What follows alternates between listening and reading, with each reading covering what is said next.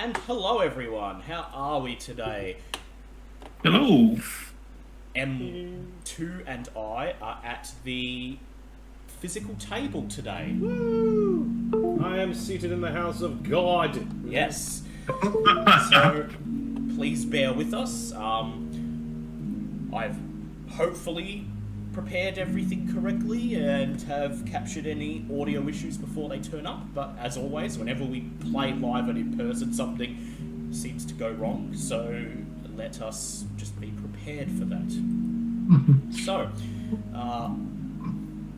let us get straight into it because we have a lot to do in this session. It has been 3 days since you defeated the Archdruid Fomori and dispelled the mists around Bakumora, ending its existence as a domain of dread and returning it to its original place in the material plane.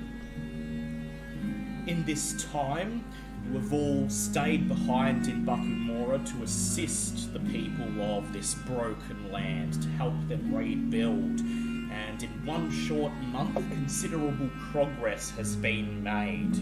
A number of the previously destroyed villages have been re-established, and refugees from those places have been able to return to their homes, with the clear skies above visible once again. Crops have been able to grow with very little oversight. The rivers, streams, and lakes appear to be once again flooded with, bursting with all types of marine life, crayfish, freshwater fish, and the types of water insects that feed the aquatic animals that serve as the basis for the diet of the Bakumorans. Bonds of peace between the elves and the lizard folk have been shakily established, and although the two races are not at the level of cooperation they were in the past, the future is bright, assuming that Fomori continues to atone for his crimes and guide the two races closer together in his new role as a mediator between the two. And so, you haven't had a chance to do anything of your own pursuits. You haven't had a chance to use this downtime for your own purposes. However, Artis, to his credit, has spent the majority of this time in Uzima and on Yika's home, constantly poring through a seemingly endless procession of scrolls, charts, and books that he brought from Port Nyanzaru, determined to find the entrance to the Shade Walk, the portion on the Shadowfell that mirrors Mezro, where the corruption of Chult originates. And so, here we are, 1 month later. It seems at first to be another ordinary day. You are all just about completing your morning duties and you're assembling in the town hall that has been erected in the midst of the village. The statue of Fomori has been pulled down, and in its place a long wooden table has been inserted, crossing the entire town square. And here, once a day, you meet with all the villagers to discuss the day-to-day activities and track the progress of the village's rebuilding. As you sit down and begin to hear the progress reports for the day, everything is going well, the crops are growing, looks like there's going to be enough food to last the next winter. The people are happy, and trade has begun with lands outside of Bakumora, something that has not been existent for 200 years. And just as you are wrapping up the day's meeting, You see something in the sky above, something large, a big shadow, winged, flying down towards you. The sun lit up behind it. It appears to be a large bird, abnormally large. Perhaps some sort of eagle or bird of prey, but at least 2 or 3 times its normal size. What do you do? Would any of you like to do anything?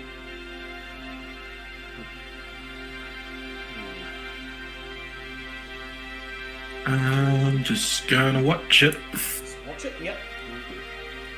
Oh, what's that? Gasps one of the elves, and all the elves sitting at the table look up, their gaze instantly on this huge bird, and they begin whispering amongst themselves. Oh, it's a bird. No, it's too big.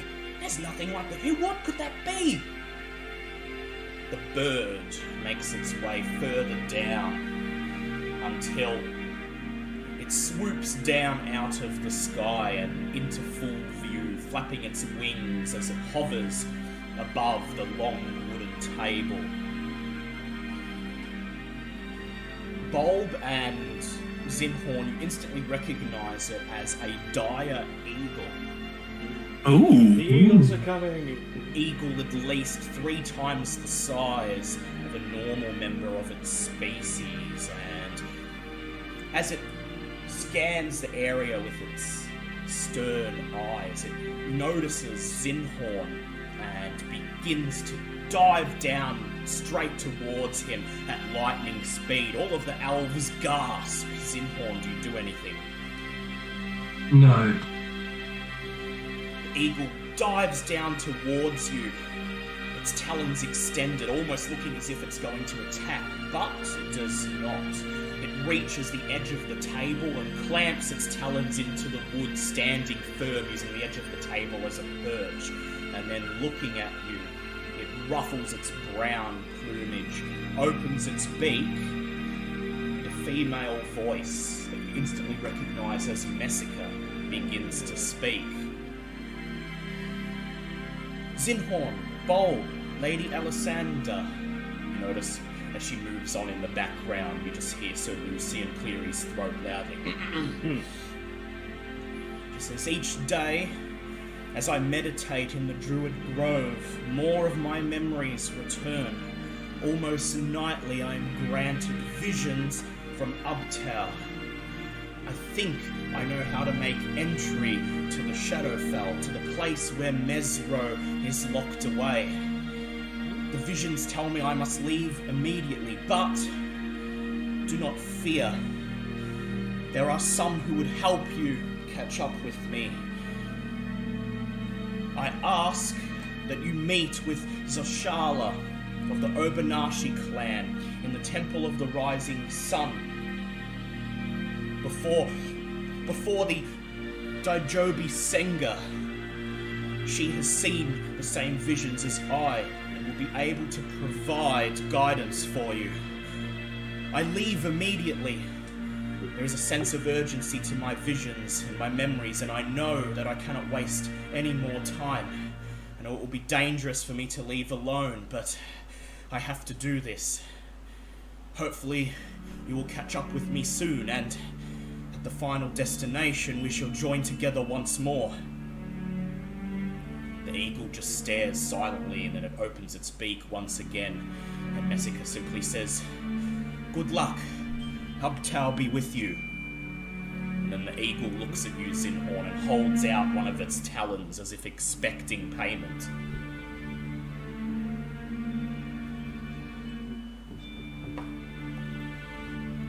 I know what this is, or like You tell him what? it's asking you for a treat. Pull out some booze fit for a dire eagle. So a deer. Yeah. And slob it up. Yep, so you grab one of your rations, place it in your hands, hold it out, and the eagle snatches it in its talon, looks at you and winks, and then lifts the ration up to its beak. gobbles it away in what seems like a single chomp, and then it spreads its wings, lets out a cry, and lifts off, flying away into the blue skies above. Just see Alessander watching the eagle fly away from where she's sitting at the table, just looks over and goes, "Well, it's very nice to have somebody go off on an important mission and actually tell us where she's going." You read my mind.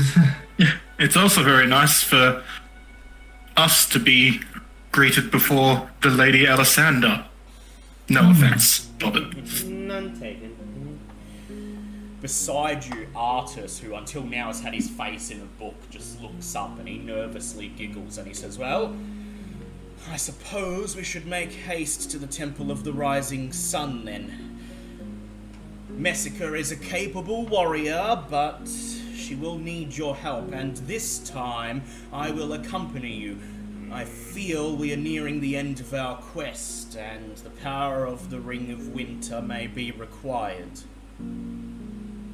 He then looks over at Alessander and he says, "Plus, I will admit, up until now I have not been exactly helpful, and I'm eager to prove that I can be of assistance and hold my own."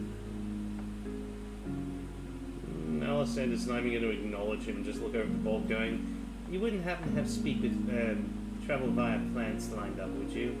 As a matter of fact, I do, and was just about to suggest that. Wonderful. Well, grab anything we need. Let's get this over with. I actually want to see if that's a... You spend a few minutes heading back to the house that you've been quartered in, gathering your supplies, and then you meet once again in the town square. Zoma and Onyeka are waiting, and as you approach, they both smile, and Onyeka steps forwards and she says, You have been the heroes that we have sorely needed, and we can never repay you for what you have done for us, both in dispelling the mists and helping us rebuild over this past month. But now we understand that you must return to your quest. Zoma nods and walks up to each of you, holds out a hand to shake your hand. Does everyone shake his hand? Yeah, Bob does. I was going to say, Alessander does, but just goes, "You can repay me by never asking me to come back here ever again." Zoma smiles and he says, "Yes, well, normally I would take offense to that, but I understand you fully, Lady Alessander. Please know that you are friends of Bakumora, and should you return at any time, if we are to be of any assistance, we will gladly do anything to honor our heroes." Then he gestures towards the grand oak tree that Onyeka and Azima's treehouse rests upon, the biggest tree in the village, and says, "I believe this will be adequate for your spell, Archdruid Bulb." It will, thank you. So you all... May the sun shine brightly on you and the rains come evenly. He nods and he says, "Indeed, now that the mists are gone, I believe they will." And then move towards the tree. Bulb, you cast your spell, placing your hand upon the bark of the tree, and the bark tears open. Thankfully, this time without an ear-splitting scream. I'm going to miss the bleeding. Oh, thank God. Revealing the swirling portal beyond. You all look over your shoulder, taking one last glance at the village and all the elves who even now watch you, smiles on their faces, looks of thankful reverence for their heroes. And then you step into the portal. There is a flash of light, and what seems like less than a second later, you are stepping out of another thick tree trunk. This time, stepping out into the room in the Temple of the Rising Sun that is lined with marble pillars. In the middle of the room, the fountain that links to the Feywild, the water sparkling and clean. And standing in front of it are two people waiting for you. The first, hunchbacked old woman wearing a greyish cloak. You recognise her as Oshala, the leader of the Obanashi clan, the leader of the order known as the Mage Hunters. The other is someone you have not seen before. He or she is about 5.5 feet tall, humanoid shaped, but with the head of a dinosaur, a bony ridge running across the top of his head, his narrow yellow eyes cautiously watching you. He is wearing polished silver plate mail with some sort of symbol emblazoned in gold on the chest plate, and you notice a great sword in a sling over one of his shoulders. So Charlotte now. Yep, roll. Oh no, I was just going, well now, that sounds interesting. So Charlotte steps forwards, eyes roll in turn, and she says, "It has been a while, and I hear only good things. I hear that Bakumora has been returned to us, and the people there are rebuilding." Hear correctly? That's the short version of what happened, yes. She gestures towards the fountain behind her and says, "As you can see, the Daijobi Senga is doing well. Since you were last here, my people and I have spent many hours of the day attempting to purify it, and for the most part we have been successful, although it has not yet returned to its full power.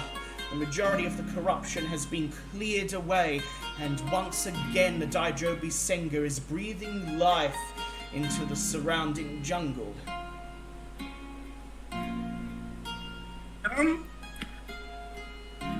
Can I walk up to it and pour 7th level regenerate into it? You can. You walk up to the fountain and course the magic through your hand and touch the water, and the magic ripples across the surface of the water, and you're not sure, but you think the water is ever so slightly clearer now. Oh, sorry, I was talking about the Daijobi Jemba. Well, you know that the Daijobi Senga is in the Feywild, which is on the other side of the fountain. Yes. But you do Okay, know sorry. that the water being clear and sparkling is very different to last time you were here when the water was just still and stale. So it seems as if the energy of the Daijobi Senga has revitalized the fountain. Hopefully the Yep. regenerate makes its way back to it. Yeah, or you can wait till you get to the Daijobi Senga if you like.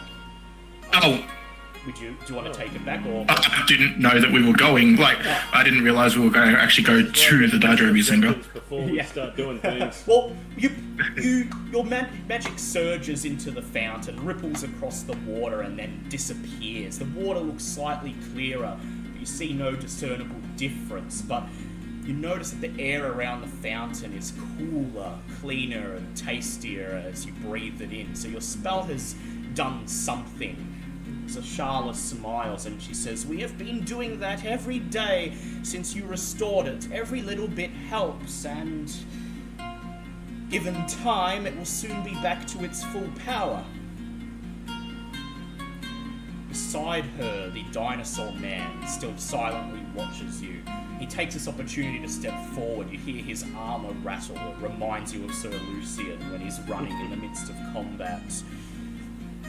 Looks at you each in turn, and then he simply says, "I am Dragonbait.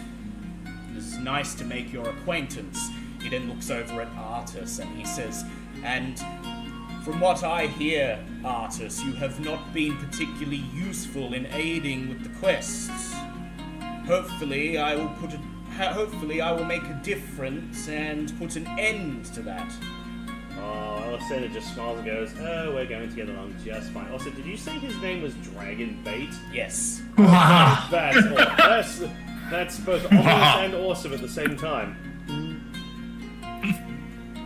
He says, I have been abroad, I must say, searching for answers of my own. He bows his head and he says, let it be known that I too know the pain of being lost, trying to find your way back home. However, I was contacted by Messica and informed that Lady Alessander had returned and Artus had begun his quest to restore Mezro. And so I travelled across the ocean back to Chult. I am not from Mezro, indeed I've never been, but once upon a time Artus assisted me, and I regret to say that I owe him, and so here I am. I wished to accompany Messica to the place where she has been guided by Ubtao, but she instructed me to wait here for you so that we may catch up with her together. He looks at Artus and he says, she may have mentioned that she would prefer for me to be among the group, making sure that Artus is doing as he is meant to. Another set of eyes on him isn't going to hurt. That definitely sounds very reasonable. Welcome aboard. Simply just say that most people that tag along with us tend to have a poor track record of surviving, but hopefully you can break that mold. Best of luck. Dragonbait smiles, his dinosaur mouth twisting into a curled mockery of a smile, and he says, do not worry for me. I am far more capable than Artus would have you believe. In fact, he looks over at Artus, if I recall, when you were stealing that ring back from the giants, it was I who saved your skin more than once. Artus just chuckles and says, now, my spells prove to be useful too. Dragonbait just scoffs. Pff. Then he looks at you and he says, rest assured, I will be able to pull my weight. I am a paladin of a god that you sadly will not know, but a paladin nonetheless. And as far away from my home as I am, my god still grants me my powers. All about learning new things. You wouldn't happen to know the name of your god off the top of your head, would you? He looks at you, opens his mouth, and recites a series of guttural, gasping noises. What language is he speaking? You do not recognize the language. Oh. And he notices that you do not recognize, and he smiles once again, and he says, as I said, you would not know my god. Actually, just to be a cheeky shit, she's going to cast tongues and goes, try that again. Just for a laugh. He opens his mouth and speaks once again, and this time your brain passes the series of noises into a word roughly translated to the Lady of Justice. This makes you think of... You may make a religion check if you like. Hey, that's what we're aiming for. Oh, God, there's my nat 20 for the day. Shit. The Lady of Justice. You know of no god by this exact name, but you do know of Tia, the goddess of justice. Either... What race are you exactly? He looks at you and he says, well, normally Not to be rude. He chuckles and he says, please, I've heard the question more than once, and yet still every time it catches me off guard. He says, I am known as a Sauriel. He says, there are very few of us on Toril, perhaps no more than 20. I'm learning all sorts of fun new things today. He says, myself and the rest of my race that can be found on this world do not hail from Toril. He says, rather, we come from a place far away across the void of stars and heavens.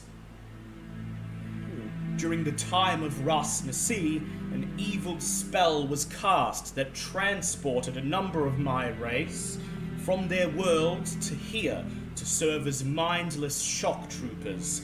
The majority of us were destroyed.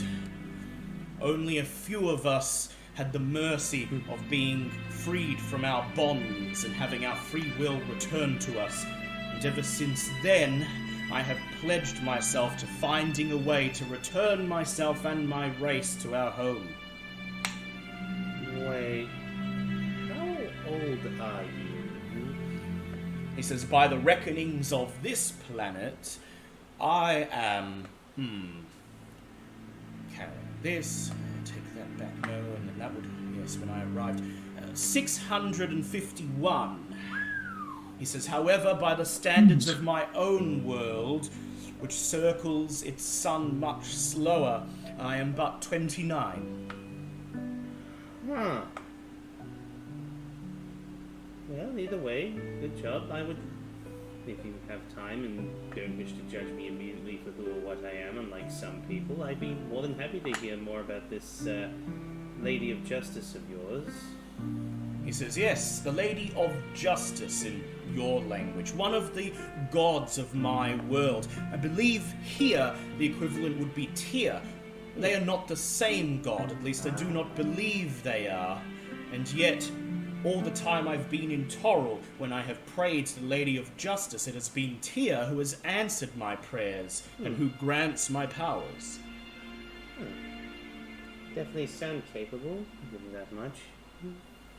He says, well, there will be much time to talk later. Messick already has a head start on us. I believe we should catch up with her post-haste. Indeed, says Zashala. Somebody is waiting for you in the realm of the Daijobi Senga. When you are ready, step into the fountain. Do not fear. The area on the other side of the portal has been cleansed. The dangers of the Feywild will not aggrieve you there this time. For me, that lovely polished person that ruined my breathing forever.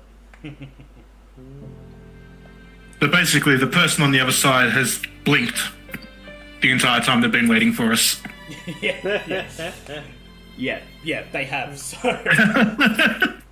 So you thank her for meeting with you and wish her the best of luck in her continued efforts to cleanse the heart of the wild, and then you each step up to the fountain and one by one place your hands into the water.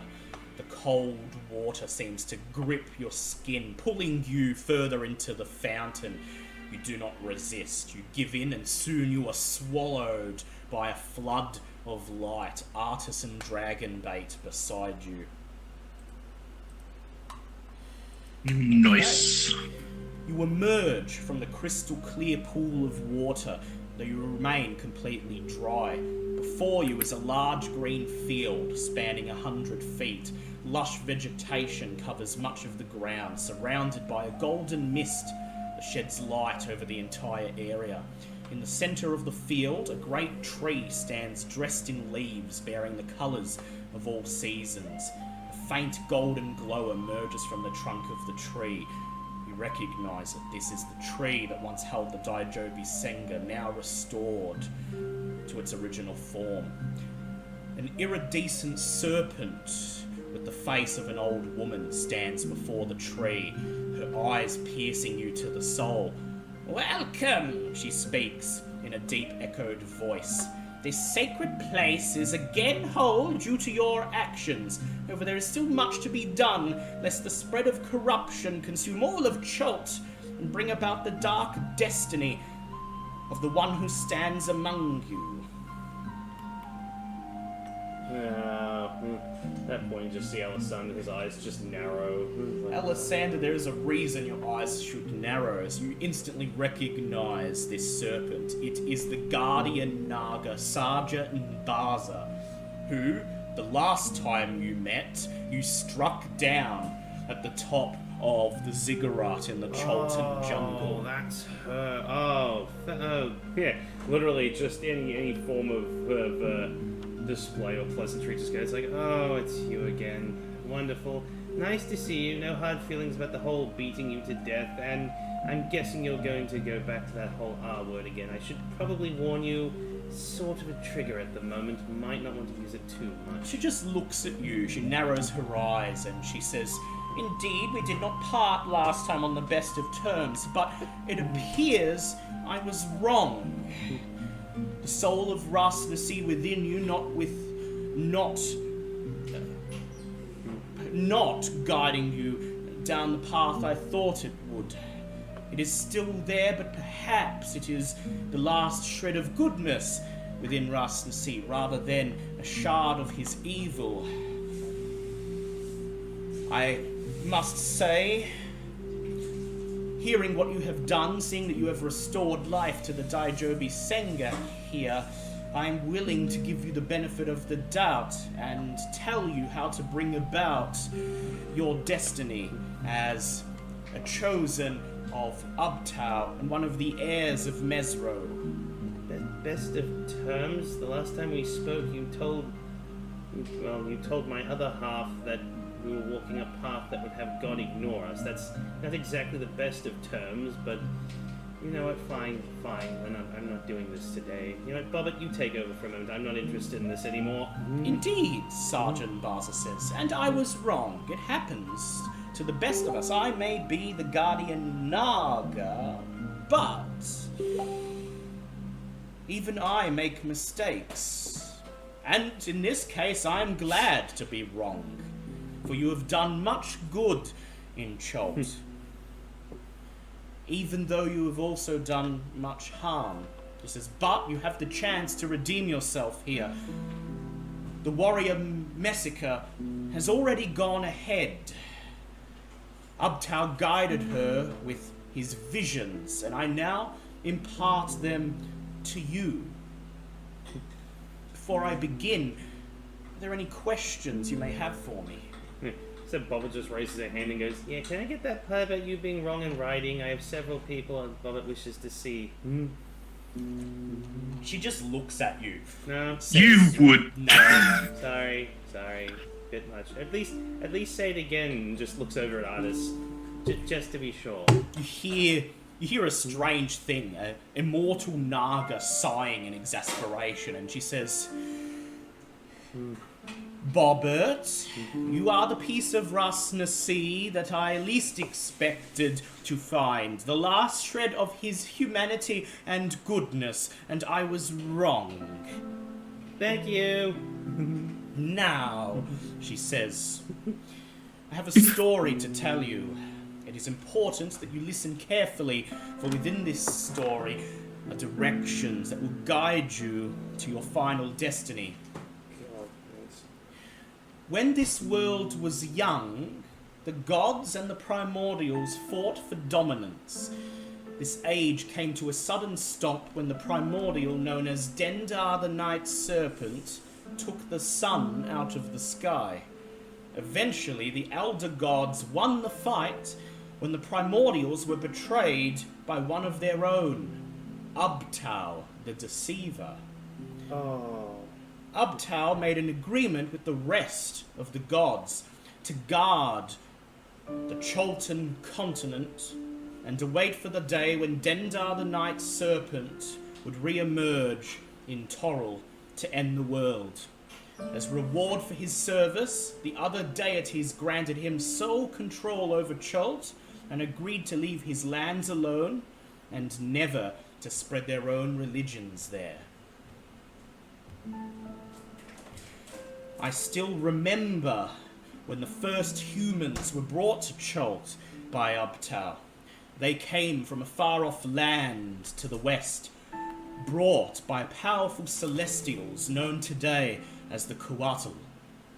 However, as mortals often are, many of them were seduced by dark and twisted magics that threatened the balance of life in the jungle. And so the Emperor Quomek, one of Chult's first and most powerful rulers fell to darkness, swayed by the magics of the Shadowfell, seeking to claim dominion over Chult. The subsequent conflict against his dark magics created a shroud of darkness over the jungle. Quomek was defeated, and his dark powers sealed away, but not without consequence. A portion of Ubtao's essence was corrupted by the Shadowfell's magic, was torn away, and became a powerful shadow entity. After the conflict, Ubtao built the city of Mezro, a place where his mortal followers could live and flourish in peace. The people of Mezro were taught to pass through the maze of life, becoming one with the true nature of their world. They would become a force for good, aiding Ubtao in guarding against the return of Dendar, the Night Serpent. This balance was maintained for millennia until the people grew complacent, making frivolous demands of Ubtao as a god, rather than contributing to the spirit of the jungle that was his power. Now, with Ubtao's departure, his people are left to walk through a maze without end. However, I do not believe that Ubtao, the great deceiver, ever really left Chult at all. As a primordial, he had powers different to and far beyond those possessed by deities, and he placed much of his own essence into the jungle in the form of powerful nature spirits, among them the 9 of Omu. I believe that these spirits have become twisted and befouled, spreading their corruption over the jungle. One of these may have been the dreaded Atrapal, the negative energy entity that drew Asarak to this land. It may have once been a shard of Ubtao's essence. Another of these corrupted shards was Ifala Kuntho, the twisted nature spirit that wove a dread domain in the land of Bakumora. But these dark spirits are merely splinters from that original shard of Ubtao, corrupted by Quomek's magic, the oldest of them all. Calling itself Shavalak, it seeks to corrupt and destroy all of its brethren, turning Chult into a land of lifelessness and despair. It resides within the Shadewalk, a twisted mirror of the jungle within the Shadowfell. I am aware that the last time you were here, the Order of the Sabaton were trying to obtain the Daijobi Senga for themselves. I believe they were guided by Shavalak, who they believed to be their god. Obtaining the Daijobi Senga would have granted Shavalak the power to defile Ubtao's domain. And so, my visions have foretold of 2 possible fates. One in which Shavalak lives, bringing darkness first to Chult and then beyond, while the other, should Shavalak be defeated, would restore power to the great spirits, breathe life into the jungle, and fully restore Ubtao to his original form. Only then will Mezro be returned from its eternal prison within the Shadewalk, and you would restore the balance that Ubtao forged thousands of years ago. Her story comes to an end, and she waits to see what you have to say.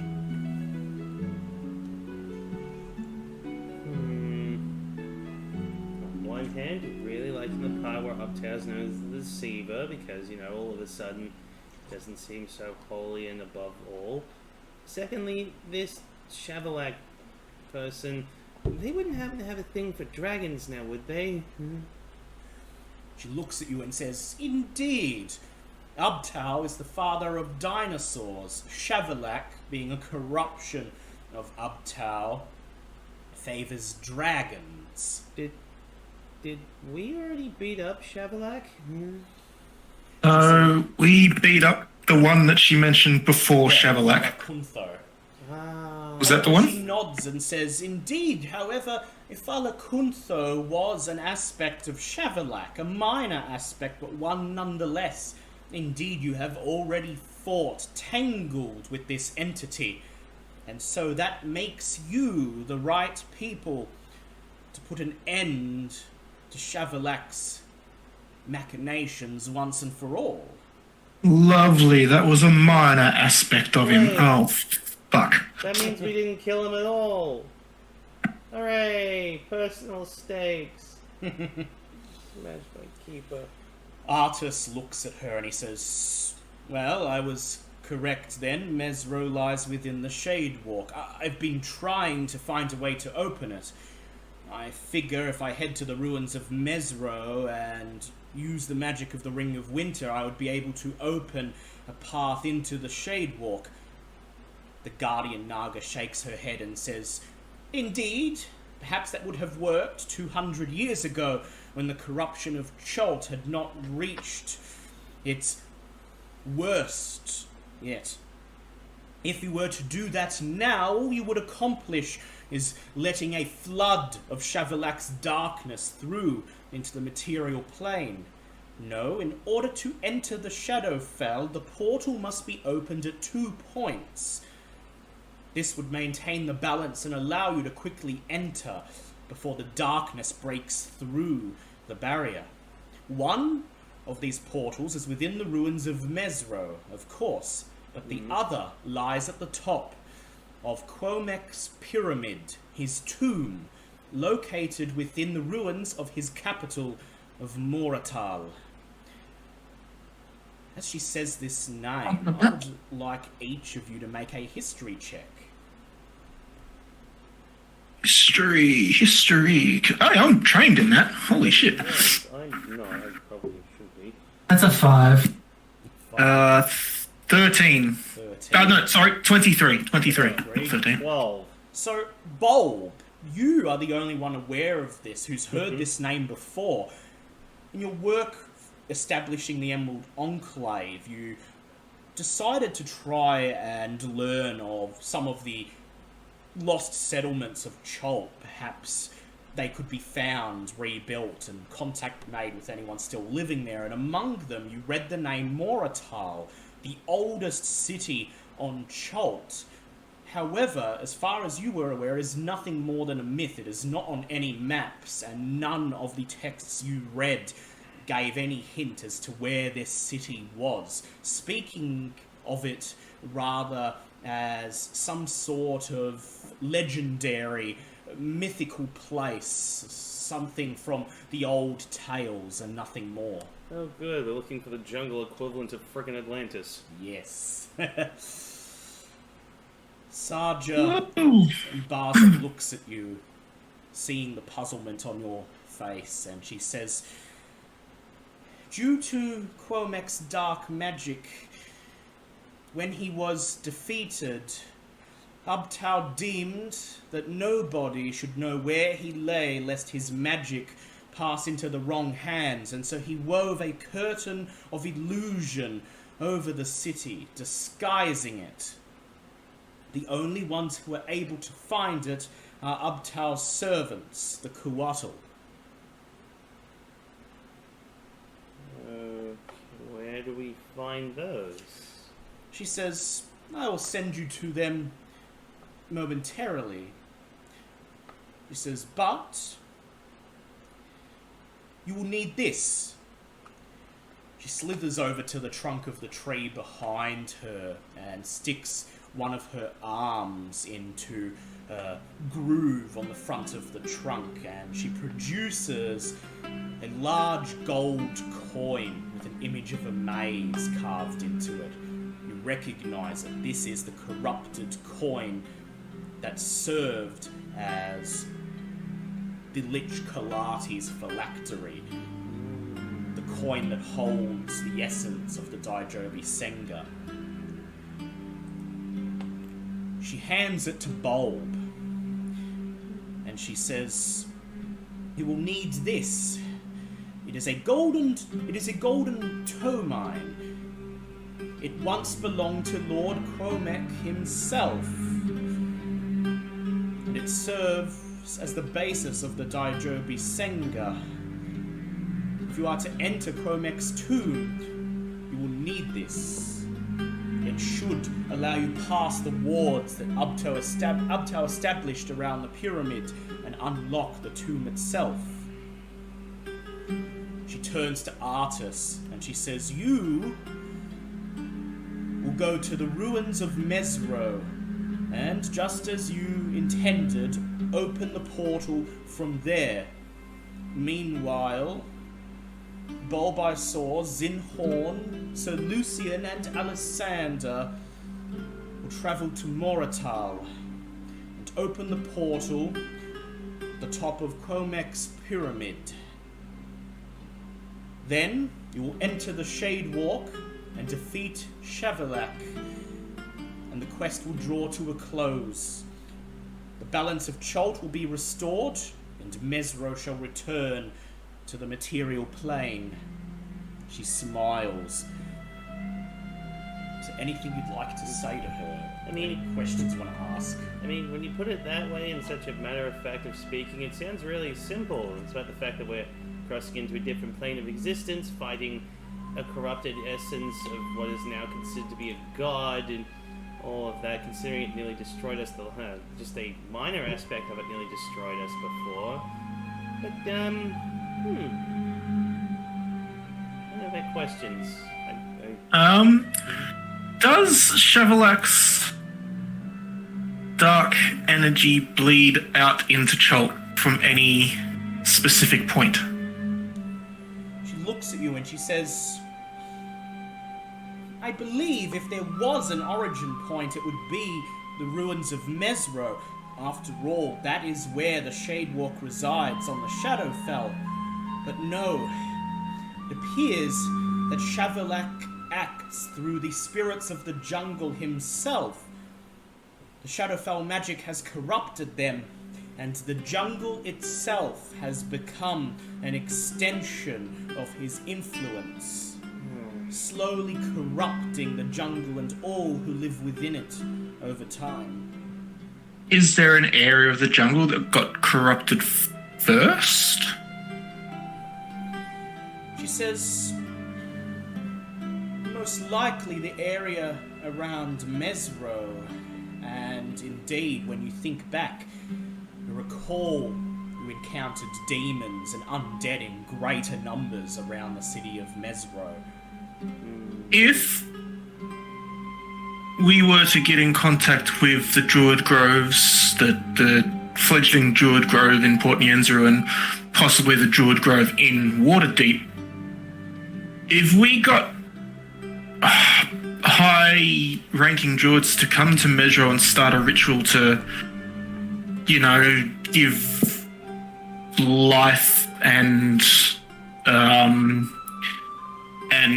the tree's powers back to nature, would that in any way weaken Shavalak She says, by pushing his power back? She says, perhaps. It would only be a temporary measure. Whatever life they restore would, within days, once again become corrupted, but... Yes, but if they went there, started a ritual at the same time, granted, we would need to coordinate, but if they were doing the ritual at the same time that we were to face Shavalak, would that potentially give us an advantage over him while he tries to deal on both fronts? Yes, she says, it's worth a try, I believe. It would weaken him, at least a small amount. She says, if you made contact with the druids now, it might take them several days to reach Mezro, but... Yes, but that would just require us to wait a couple hours in here. Indeed, she says. If the time dilation is still a thing. I mean, the last time we were here, we were only here for a few hours and we lost, 3-5 months outside. Oh, well then, okay, we wait half an hour. Sergeant Vaza smiles and says, this portion of the Feywild is a connection between the material plane and the Feywild. Stabilized by the Daijobi Senga, time flows normally here.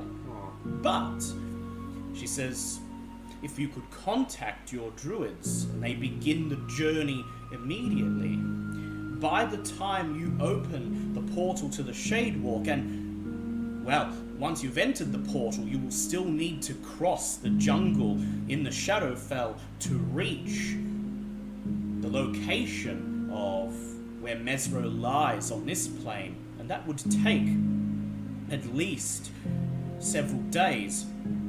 By the time you reach the Shadewalk itself, your druids will have arrived and can begin the ritual. The timing should work out almost exactly. Now, the only problem with this plan, does anybody have a way of contacting people over great distances? Because I don't have animal messenger. I mean, I had the communication scroll, but I don't think that works anymore.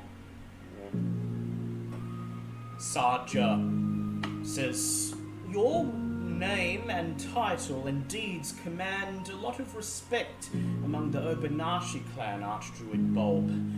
If you leave some sort of missive behind, I will have it passed along to Zoshala, who can use her magic to make sure it is sent to Port Nianzaru with haste.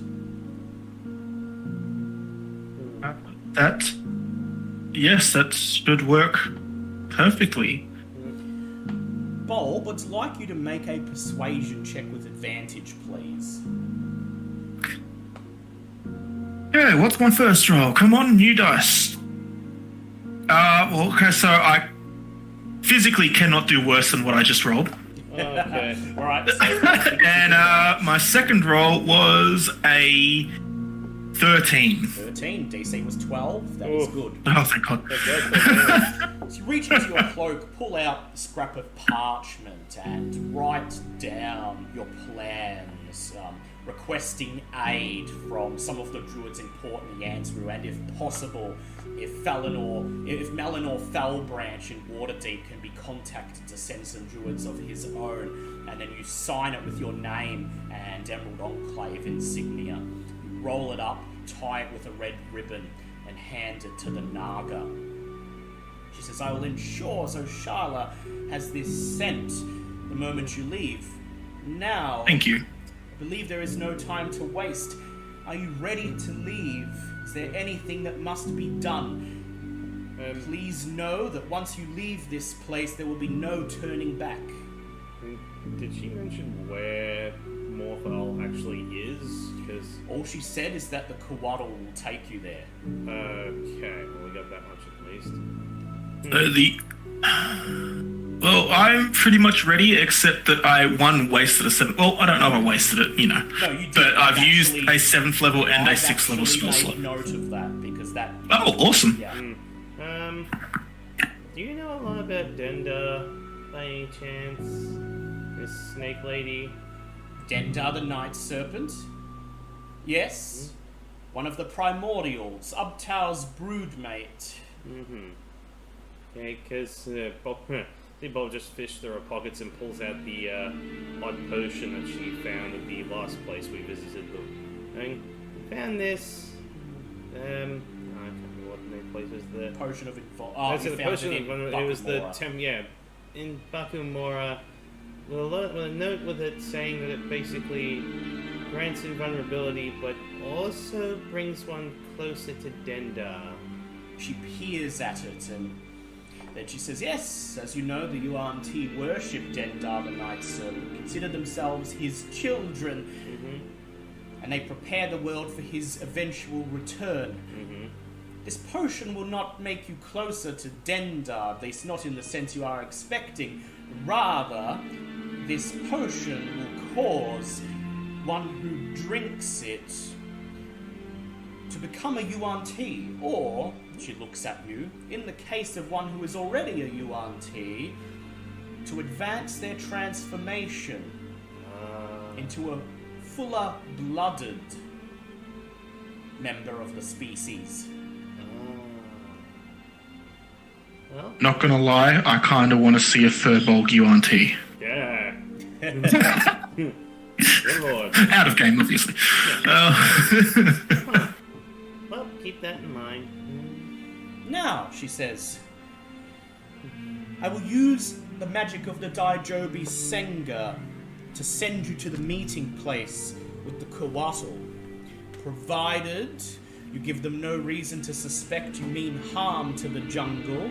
They will accept you and take you to Moratal. They are servants of Ubtao, just as I am, and just as you are.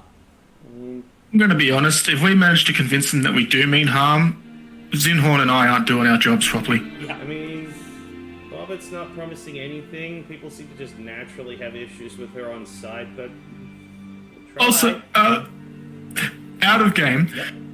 a gift from a dryad? Is that what the lady at the front of the temple was? Yes, was a dryad. A gift from a dryad would be pretty convincing that Yeah. we mean... Yeah, cool. Because I've still got that jar with a dryad apple preserved. Plus you have the golden coin that Well, contains yeah, the Senga. yes, I also have that. Yeah, well, I mean, if you want them to know that you have it, you might not. That's true. And so, at this, Artus grabs the hem of his cloak, swishes it around his body, and says, "Well then, you all make haste to Moratal, and I shall head to Mezro and prepare for the ritual." Dragonbait steps forwards, his hand on the hilt of his blade, and he says, "Oh no, Artus, I will be coming with you to Mezro." Oh, Dragonbait. Yes. When the druids arrive at Mezro, this man is not to give them any instructions at all. Of course not, says Dragonbait. That is why I volunteer to go with him. Thank you. He says, "Do not despair. Once the portal is open and we are in the Shadowfell together, we will once again join forces, and my blade shall aid you." I look forward to it. Sergeant Barza smiles and she says, "Well, I see no reason to waste more time. Artus and Dragonbait, if you would stand here, I will have you sent to Mezro momentarily. The rest of you, please step forwards." She slithers away, allowing you to stand into the shadow of the tree. Step forward. Step forwards into the shadow. The Naga, still smiling, says, "Now, close your eyes, clear your minds, and prepare for what lies ahead." Oh no, I'm not good at that. Oh no, Bobbitt's going to get teleported somewhere else. So you notice the nervous look on Bobbitt's face, but Bobbit clamps her eyes shut, screwing just her literally face that up. look of a friggin' 6-year-old that's trying to remember something. Is just every ounce of concentration of just empty everything. Concentrate. And after you all close your eyes, you hear nothing, you feel nothing, and you keep them closed, waiting for the Naga to tell you to do something, but she says nothing. And then you feel a gust of wind buffet your faces. And you open your eyes and find that you are no longer in the shadow of the tree. Rather, you are standing at the top of a plateau, towering above the jungle canopy of Chult, at least 2,000 feet high above the clouds. From here, you have a full view of the landscape across northern and western Chult. You can see the Aldani Basin, as well as a few notable sites such as the ruined city of Mbala and the ziggurat at Orulunga, where you met the Guardian Naga the first time. This area bears a stark contrast to the jungle below. The ground here is soft, covered in bright, neatly cut grass and patches of beautiful blue and white flowers. A small pack of tiny winged lizards flitter around playfully. The edge of the outcropping ahead basks in the glow of an unobstructed shaft of sunlight. Okay, Bobbit needs to learn how she does that. What would you like to do?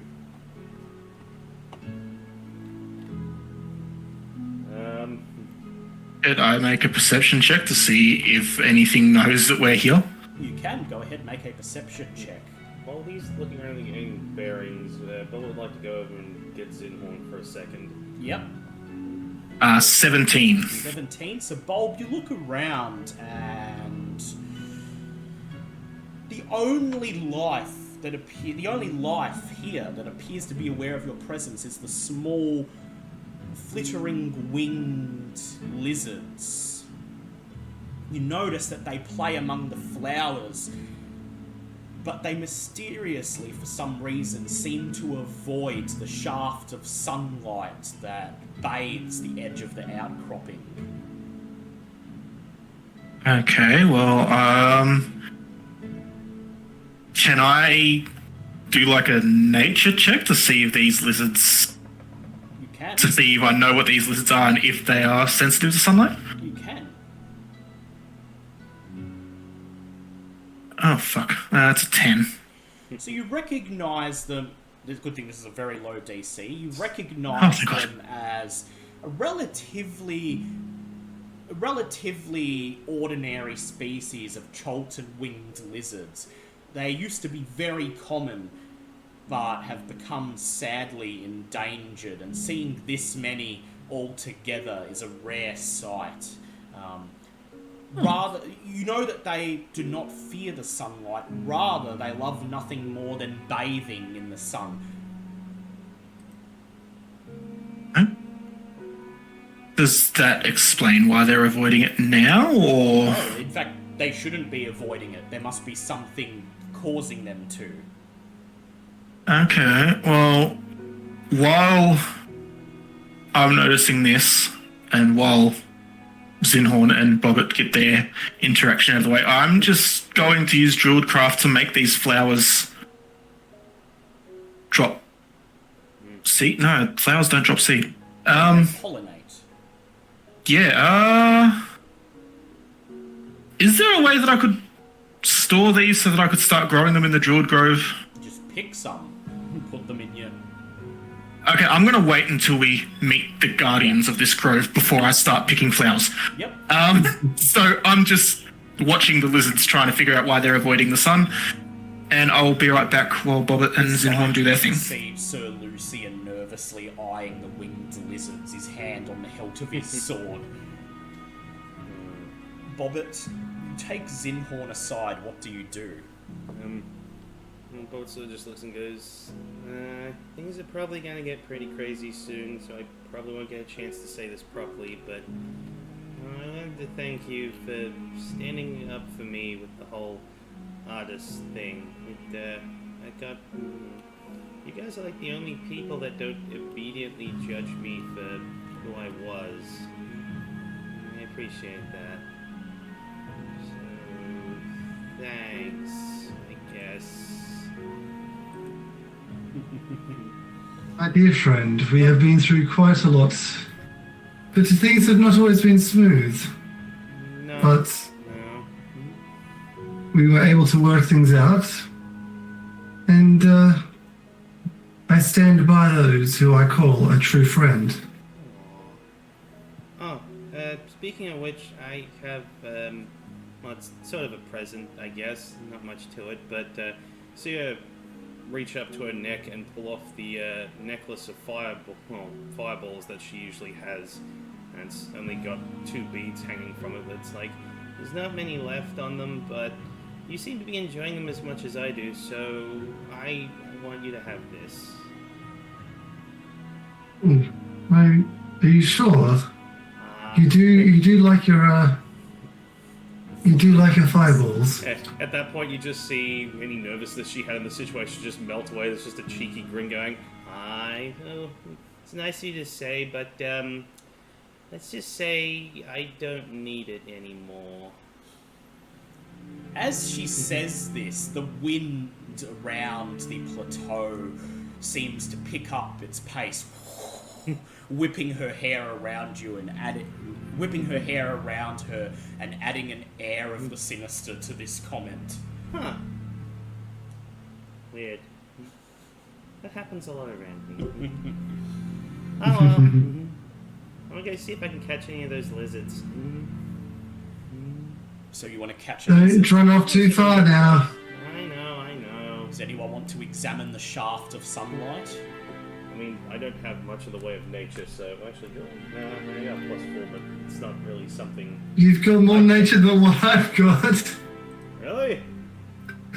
I have a +0 to nature. How does the druid have a? Okay. Yeah. Well, to Weird. catch one, you'd need to do survival. No, that's even better. But no, I just. Well, I've got survival. I can do survival. So you want to catch one of the winged lizards? I kind of want to have a look at them at least up close. Okay. Bobbit, please make a survival check. That is a 17. So, Bobbit, you watch the lizards flitting back and forth among the flowers and avoiding the shaft of sunlight. And you step forwards, creeping into the patch of flowers. I do want to point out that I just want to grab one gently. I don't Yeah. want to go like full on No, and no, just no. like grab it. You creep towards the flowers and you wait for one of them to flit down, hovering above a large red succulent, and then you carefully reach out a hand, grab him by the tail, and as he opens his mouth and squeals, "Ee!" you lift him up, his tail dangling from your thumb and forefinger. Sorry, not the gentlest touch. Just Did you just grab one of the lizards? Yes. I wanted to see them up close. The lizard squirming in your hand continues screeching, "Ee! Ee!" Sorry. flapping its wings, and as you hold it above you, you hear a voice. You hear a voice say, "Friend or foe of nature?" And you look and see there, standing in the shaft of sunlight, a tall, slender, golden-skinned elf. He was not there a second ago. His eyes glow a golden colour. His hair long, bright blonde. Just Bobbit absent-mindedly let go of the lizard and goes, "Okay, seriously, how does everyone else keep doing that?" You let go And of while you say that, Bob's going to call out friend. Yeah. You let go of the lizard, it squeals and scatters away and burying itself in the flowers, and the elf just smiles, looks at you, and Bulb, you say friend, and the elf says, "And yet, friends should know better than to disturb the wildlife." I'm in trouble again. Let's just say they are friend of nature. Yes, she's not as old and worldly experienced as she looks. I'm getting better. The elf steps out of the That is sun. technically true. The elf steps out of the sunlight, and as he does so, the golden sheen on him disappears. He now looks much more like a normal elf, far less otherworldly, and he smiles and he says, "I am Belair Eloro, the father of all Chult elves, servant of can you- Ubtao, and I ask, what is your presence here?" Can you say the name again? He looks at you and he says, You heard it, my child. Belair Eloro. I look at you, I see a Bakumoran wood elf, which means you are one of my children. All the wood elves on Bakumora come from my bloodline.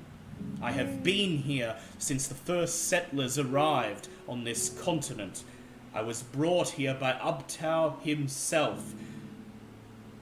I have been here and I have served as guardian of this plateau for the last 2,000 years.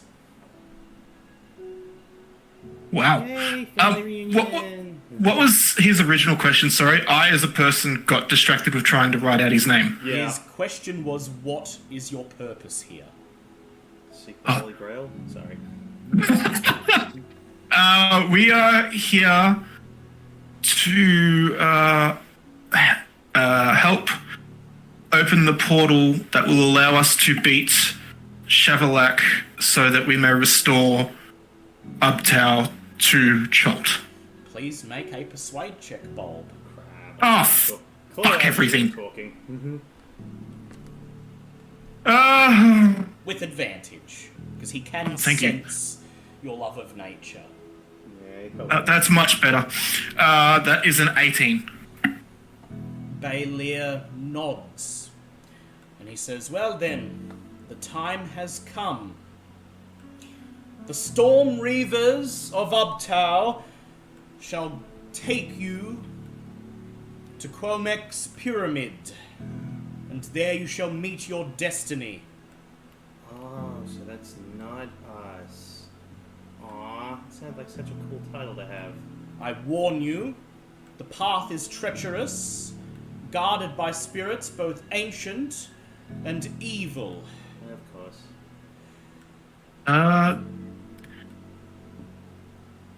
What did...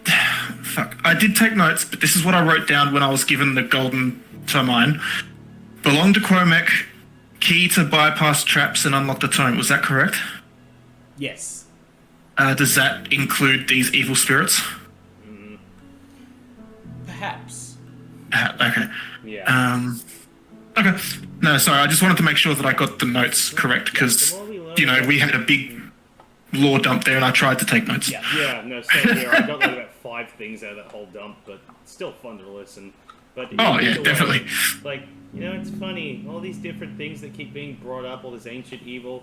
I don't see why everyone's getting upset over us in the sea. Seems kind of like Yeah, he was just low. one. He's like lower on the. He's the latest in a string He's like of evils. he's kind of like at the bottom of the totem pole. Everyone seems to get. He was the ant. He was the ant biting our foot while the Yeah. snake clung from our neck. He was. Exactly. The elf just looks at you and he says, "You are here, and so I will not ask if you are ready. I will simply warn you that it will not be easy.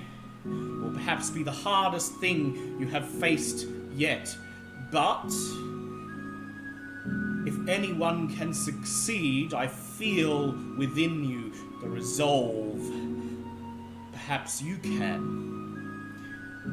He takes a step back into the shaft of sunlight, and you see the air Oh, you go. waver around him. And then, where the elf stood, you see a winged serpent with brightly coloured feathered wings.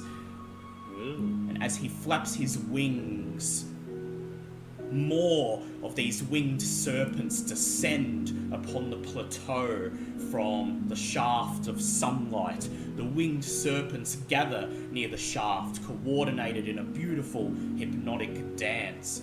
Baelier leads them in a song whose words are ancient and unfamiliar. Lightning... Yep. I was gonna say, how long has it been since we left the Feywild? If time is connected to the material plane. Only your tongues is still Cool, active. so I'd actually hear this Yes. properly. Oh man, that's gonna be trippy. It is some sort of ancient celestial, and although you can hear it, tongues does not appear to be sufficient to translate what it said. This is Oh, magic damn. that is ancient and primordial. Oh yeah. Lightning crackles from the skies, striking each serpent and causing them to grow to nearly twice their size. One approaches each of you, beckoning with a nod of the serpentine head for you to climb aboard. Yeah, I guess we're doing this then. Oh, Bob makes a mental note to come back here and ask if he can take clippings. But gets on. You each Yes. climb aboard a Kawatl. At first you think it will be an awkward fit, but you find them to be fairly firm, and sitting upon them is really no different than riding a horse. Baelier turns his head, looks over his wing towards you, and he says, "I will guide you to the city of Moratal, but our time is limited. You must keep up with me at all costs." Then he extends his rainbow wings, flaps them, and soars off the plateau into the shifting weave of trees below. Your mounts jolt as they lift off the ground, following him. The upper canopy becomes translucent as you fly through a maze of trees, thick brush, and ancient stone columns. Then, just as you reach the other side of the canopy, a chilling wail pierces the air, and shadowy forms in the shape of monstrous humanoids streak out from the dark corners, darting across the landscape. "Here they come!" Baelier shouts. "Brace yourselves!" The humanoid shadows continue wailing and bark a single word in unison. "Alessander!" Oh, come on! And then, Alessander, in your ear, you hear a sinister voice. It simply says, "You are heading to enter the Shadowfell, I see. Your business on the material plane must be Oh, done." son of a bitch. Really now? You pull this shit now? Well, if it isn't the consequences of my actions. Yay! Yes. What? Doing dumb shit has consequences? Who knew? The Kawaddle furiously beat their wings as the shadow demons soar towards you, quickly gaining ground.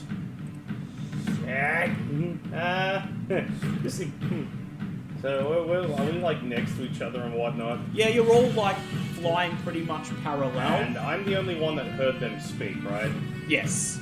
Yeah, I just see Bobber going. Well, they all heard them go, "Alessander," but Yeah, just have Bobber going. Okay, so turns out that you remember that one demon that I negotiated with when we first got to Chult? So you know the one that you told me not to worry about? You can start worrying now. "No time for that," shouts Sir Lucian. "Here they come!" Ahead of If you. we don't die now, I'm going to kill you. That's fair. "Agreed!" shouts Lucian. 60 feet ahead of you soars Baelier Aloro, screaming ahead, and you must try to keep up with him as the shadow demons chase you. So this is not combat, this is a chase scene, but you will be able to do combat actions if you like. So you start 60 feet from Baelier. Is each square 10 feet? Yeah, these squares are 10 feet each. Okay, cool. You must Cool. keep up with Baelier until you all reach the city of Moratal. If you fall 120 feet or more behind, you will lose Baelier. And that will count as a failure for this chase, and that will have consequences later. Oh no. Okay. You go with Bulb first. So each round you have several options. You may use your action to spur your mount onwards, gaining 30 feet closer to Baelier. You won't be able to attack or anything, and you'll need to make a survival check.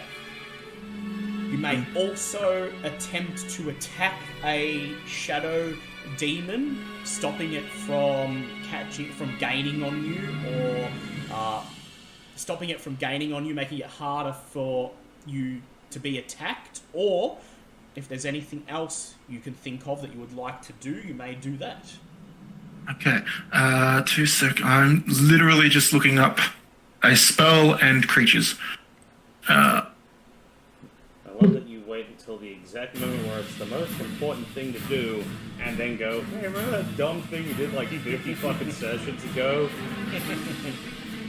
Okay. I'm going to cast Conjure Animals at 5th level, which gives me 4 level 1 creatures.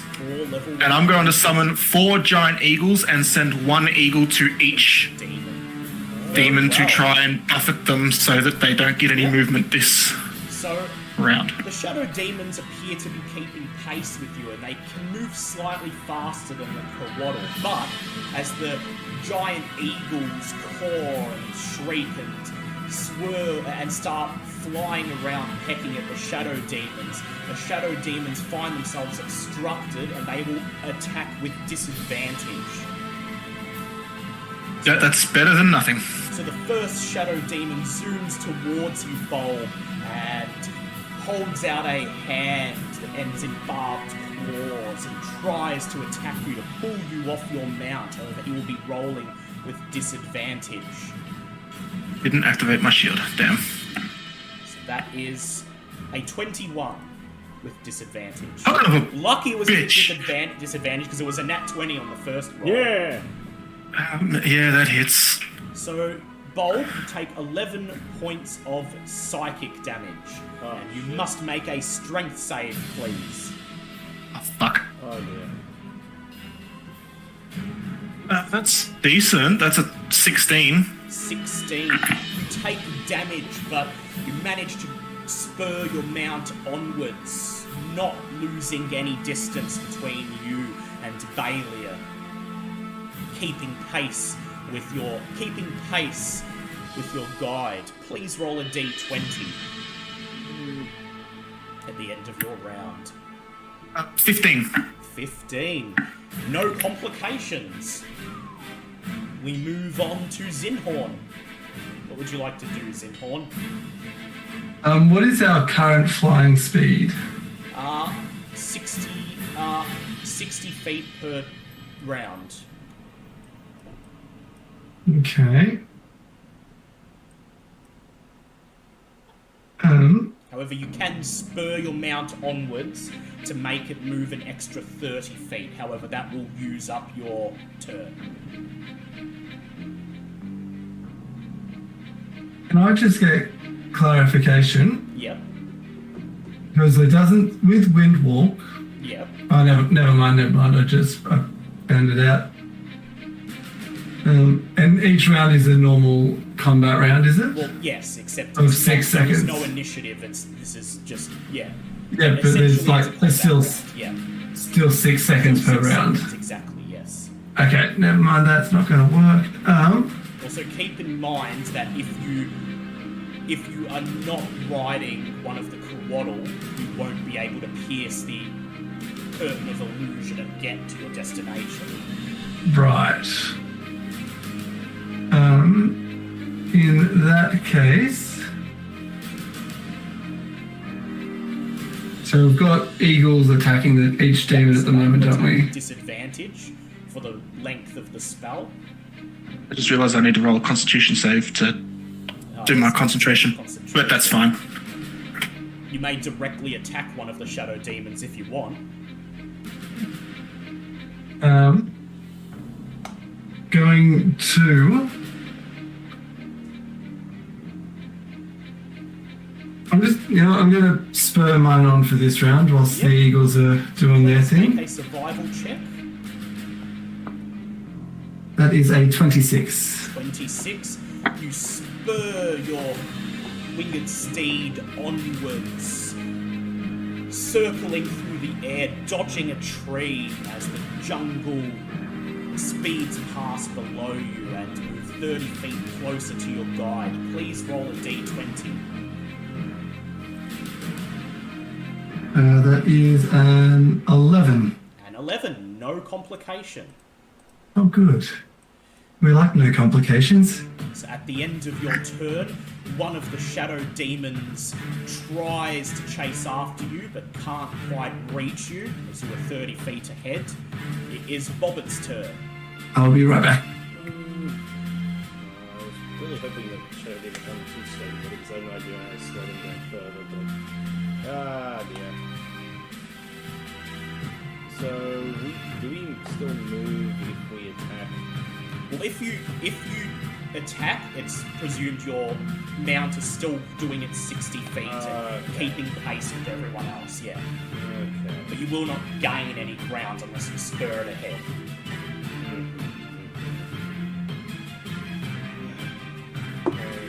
These aren't the actual... It's a shame this isn't the actual demon that Nope. was coming out. He's That just would sent, have made, that would have sent been, his minions after. that would have been so much easier. They had things Yeah, for his that. true name. But Yeah, we don't have that at the moment. yeah, no, he was thinking of that. It's funny that it took him 2 trips to the Feywild and 1 trip to the Yeah, think Shadow. at some point Yeah. you would have tried doing this earlier. Well, he's finally This become guy's aware slow. that you are now plane shifting, so... Okay. So what would you like to do, Bobbit?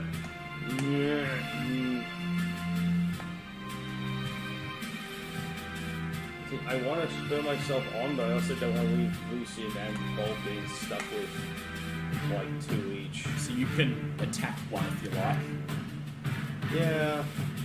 Alright, well in that case I will go with a good old fashioned Eldritch Blast, just to keep it simple Yep. for now. So go ahead, roll to hit it. Blast these on this name, 27 hit. That's a hit. 20. Don't need to roll damage, because Okay. this is... You want to roll the other 2 blasts? Oh yeah, go ahead. Now, are they going towards the same demon? I might throw one at I'll go one at number 4, one at number 2, and one at number 5. Yep. Alright. Same. So one was a 27, one's a 23. Third one. Now the third one feels as though it does absolutely nothing. That's a Okay, nat 1. but you hit Shadow Demon 4 and Shadow Demon 1, and they each... No, I was aiming for 4, 5, 2, 3, and 4. Yeah, 2, 3, and 4. So you hit 2, 3, and 4, and... Third one doesn't you work, don't so- hit. You don't hit number 4, but you hit Alright, Bob. 2 and 3, and they shriek Alasanda as the Eldritch Blast strike them, and they fall backwards about 30 feet. I could be upset about this, but it's nice that they're not saying Rust and Sea all the time now. Yeah. Small victories, right, Alessandra? We're not talking about this right now. Meanwhile, Shadow Demon 4 shrieks and slashes at you with his barbed claws with Fair enough. disadvantage. Fair enough. And that will be a 10. So you Nope. duck, and your Kawaddle swerves to the right as the claws cut the air and you maintain pace. Please roll a d20. Okay. 5. 5. Okay. Oh no, I'm the one that gets the complication, don't I? As your Kawaddle dives unexpectedly to avoid the Shadow Demon's attack, you feel yourself losing your grip Oh, on shit. its serpentine body. Please make a strength save. Okay. Ugh. Please. Oh, thank God, that's a 23. 23. You wrap your arms tighter around what passes for its neck and manage to maintain your pace without losing any distance between you and your guide. Snake buddies gotta stay together. Okay, Bulb, you're up again. What would you like to do? How effective are my giant eagles at the moment? They're currently at... sorry, I have to do so. Lucian reaches Oh, his yes, sword, sorry. swings at the demon beside him and hits it, making it fall back about 30 feet. And now it is Bulb's turn. So your eagles are harassing the demons. They don't appear to be doing any damage. Indeed, you notice that every time you strike these demons, they don't appear to even care, aside from being slowed down. But the eagles are making it harder for them to get a fix on you, so they'll continue to roll at disadvantage when they attack. You know what? Fuck this. I'm going to cast a second level spell, and I'm going to use my 2 sorcery points to make it a twin spell, and I'm going to cast Earthbind to Demon 4 and Demon 3. Oh, fun. Okay, So they need to make strength saving throws. strength saves. Okay, so demon number 4 rolled -3, and the other Wow. demon rolled 0. Their Oh, strength is 1. They have a -4. That's amazing. So now they descend 60 Yeah. feet towards the ground They until they can descend pass. Yep.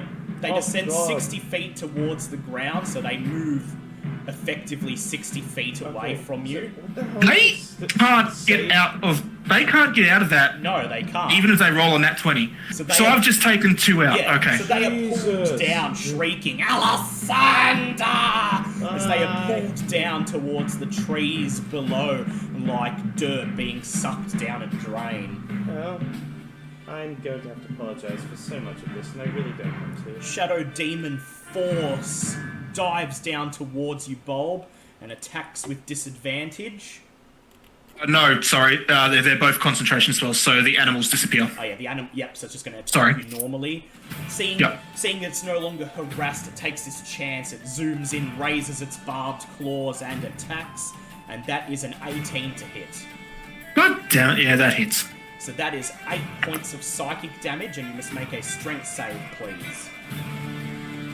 Sorry, did you say 8? 8, yes, and you need to make a Yes. strength Okay, and a strength save. That is a 17. 17. You And now for my constitution. Hold of your That's a plus. mount as it jerks away, violently righting itself from the hit, and you maintain pace with Bailier. Please roll a d20. Right. Oh, fuck, that's a 2. That's a 2. Okay, that is indeed a complication. Oh no. Yeah. As your mount recoils from the demon's attack, it is forced to make an unexpected tight turn. Please make a wisdom save to correctly guide it between two gnarled trees. It's a 16. 16. You manage to guide it through the trees, but only just, and you fall behind by 30 feet. That's okay, we can make this back up. Okay, it is Zinhorn's turn. Alright, so Zinhorn is going to summon an air elemental. Air elemental, yep. The wind coalesces, the air elemental forms flying beside you, and where do you send it? I send it near Bulb. Yep, send it to defend Bulb. So, Thank you! so Bulb, that will help you next turn, and I'll explain how. Yep. Alright? At the And then end, going to just activate my shield. yep, so your shield begins flying around you, spinning like a helicopter blade around the flying Coatl, and Shadow Demon 4 zooms past Bobbit towards you, raising its barbed claws and going for the attack. Wait, who went past You don't get attacks of opportunity, fair enough, unfortunately, because No. there's still like 10 feet between you. That's fine. So Zinhorn, that's a 19 to hit. Even without the shield, it does not. Your shield swerves in front of you, and the Shadow Demon strikes it, unable to hit you. Please roll a d20. Oh, that is a 5. That is a 5. As your shield swerves to block the attack, it hits the tip of your Coatl's wing, and your Coatl makes an unexpected dive in order to right itself. Please make a strength save to maintain your grip. Yeah. That's a 13. 13. You feel your grip falling, and you nearly slide off the back of the Coatl. It realizes you're about to fall off. It slows its descent so that you can grab hold and maintain your grip, stop yourself from falling, but in the process you lose 30 feet of distance. Alright, welcome back to the rest of the group. How you doing? Bobbit, is your turn. I don't want to be here! Fair enough. None of us really want to be here right now. I'll be taking any and all blame that I will definitely be getting once this is over. I just look towards the vine and I'm like, he'll get his. Or she'll get hers. Ah, dear. Alright, so I have a demon in front of us, and One far behind. so if I try an Eldritch Blast and hit this thing 3 times, does that affect it 3 times or just once in total? So I'll say each time you hit it, you'll blast it back 10 feet. Okay. Oh, it'll be like having a evocation without having an evocation.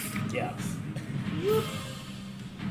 Okay, well in that case, just line all 3 and just go, you need to get out of the way now, please. First is a 17. That's a hit. Second is a 12. Let me check if that's a hit. I'm guessing everybody's pushing it. That is not a hit, unfortunately. Third's a 24. That's a hit. So which demon are you shooting at? The one that's in front of me. 4, yep. So you blast Shadow Demon 4, it shouts, Alessandra! You hit it with your Eldritch Blast and it falls 20 feet behind. And then, hissing, roaring, it straightens itself and flies up again, catching up with you behind you and raising its claw, going in for the attack. That is a nat 20. No, actually, it's probably fair that it gets that against me. You take 25 points of psychic damage. Ow. You must make a strength save, please. The DC is increased on a crit, so... That makes... Oh, dear lord, that's only an 8. So yeah, this isn't going to be fun. That's only an 8. It strikes you, and you reach out to block, and it hits you in a... Magical effects? It's just a normal attack. Okay. Well, actually, yeah, it counts as magical. Okay, which means I get yeah. advantage on that, so I will roll another one. Yeah. Be higher than a 4. That's 8. Now that pushes me up to 12, which I'm guessing is still Yeah, not the enough. DC for this was 18. Fair enough. You reach out to block and you misread its movements. It swings up underneath your arm, strikes you, and knocks you back enough that you lose grip of your mount and fall tumbling off through the sky. Crap. As you scream, your mount roars, flaps its wings, and swoops down to catch you, but you lose 90 feet. Oh, shit. Oh, 60 feet, sorry. Either way, that's not good. So if you lose any more distance, you'll fall behind, and that will count as a failure. Oh, no. Okay, so Lucian's turn. So Lucian spurs his mount onwards. It flies ahead 30 feet. And Bulb, you need to roll to see if you get a complication. Bob, you need to roll to see if you get a complication. Oh, please don't. 9? 9. Okay, let's see. No, please, no. 9. The Shadow Demon attempts to force your mount from its determined route, noticing that you fell through the air and you were forced to locate a new path. Make a DC 15 intelligence save. Damn, I was really looking for wisdom, so I didn't sage for that one, but okay. That is... What was the DC? 15. Shit, that's only a 13. Got inspiration? I do. Please, come on. That's better. That one's 16 plus 4. You quickly locate a new path through the trees. You point and shout, there! That way. And your Kawaddle spurs itself forwards, violently flapping its wings, escaping the Shadow Demon behind it. Okay, Bulb, it is your turn. And this turn, Bulb, you have the air elemental beside you, which means that if you lose any distance, it'll be halved, or if you try to spur yourself forwards, you will gain double the distance with the air elemental. With the air elemental spurring you forwards with its command of wind. Is Bobbitt's Kawaddle 30 feet behind me? Yes. I would like to cast Thorn Whip on the Kawaddle and try to drag it 10 feet towards me. Sure. Because, wait, hold on. Does Thorn Whip do that? That may be me making things up, actually. You're thinking grasping You vine. can do that.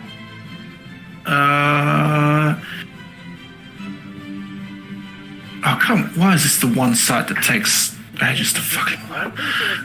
Yes, I can pull a creature up to 10 feet closer to me. Yep. So I would like to hit the Kawaddle and pull 10 feet and call it, I'm sorry, but it's necessary. You lash out your thorn whip, it wraps around the Kawaddle, which opens its mouth briefly in a gasp of pain, but then it narrows its eyes in determination and flaps its wings, gaining 10 feet of distance. Thank you. Shadow Demon swoops down in front of Bobbit, attacking you with its claws. Please don't. So Bulb, that will be a nat 1. The Shadow Demon swings at you, but it severely miscalculates where you'll be, and your Kawaddle is already 5 feet ahead of where the Shadow Demon emerges. Please roll a d20. It's a 10. That is a 10. Very well, very well.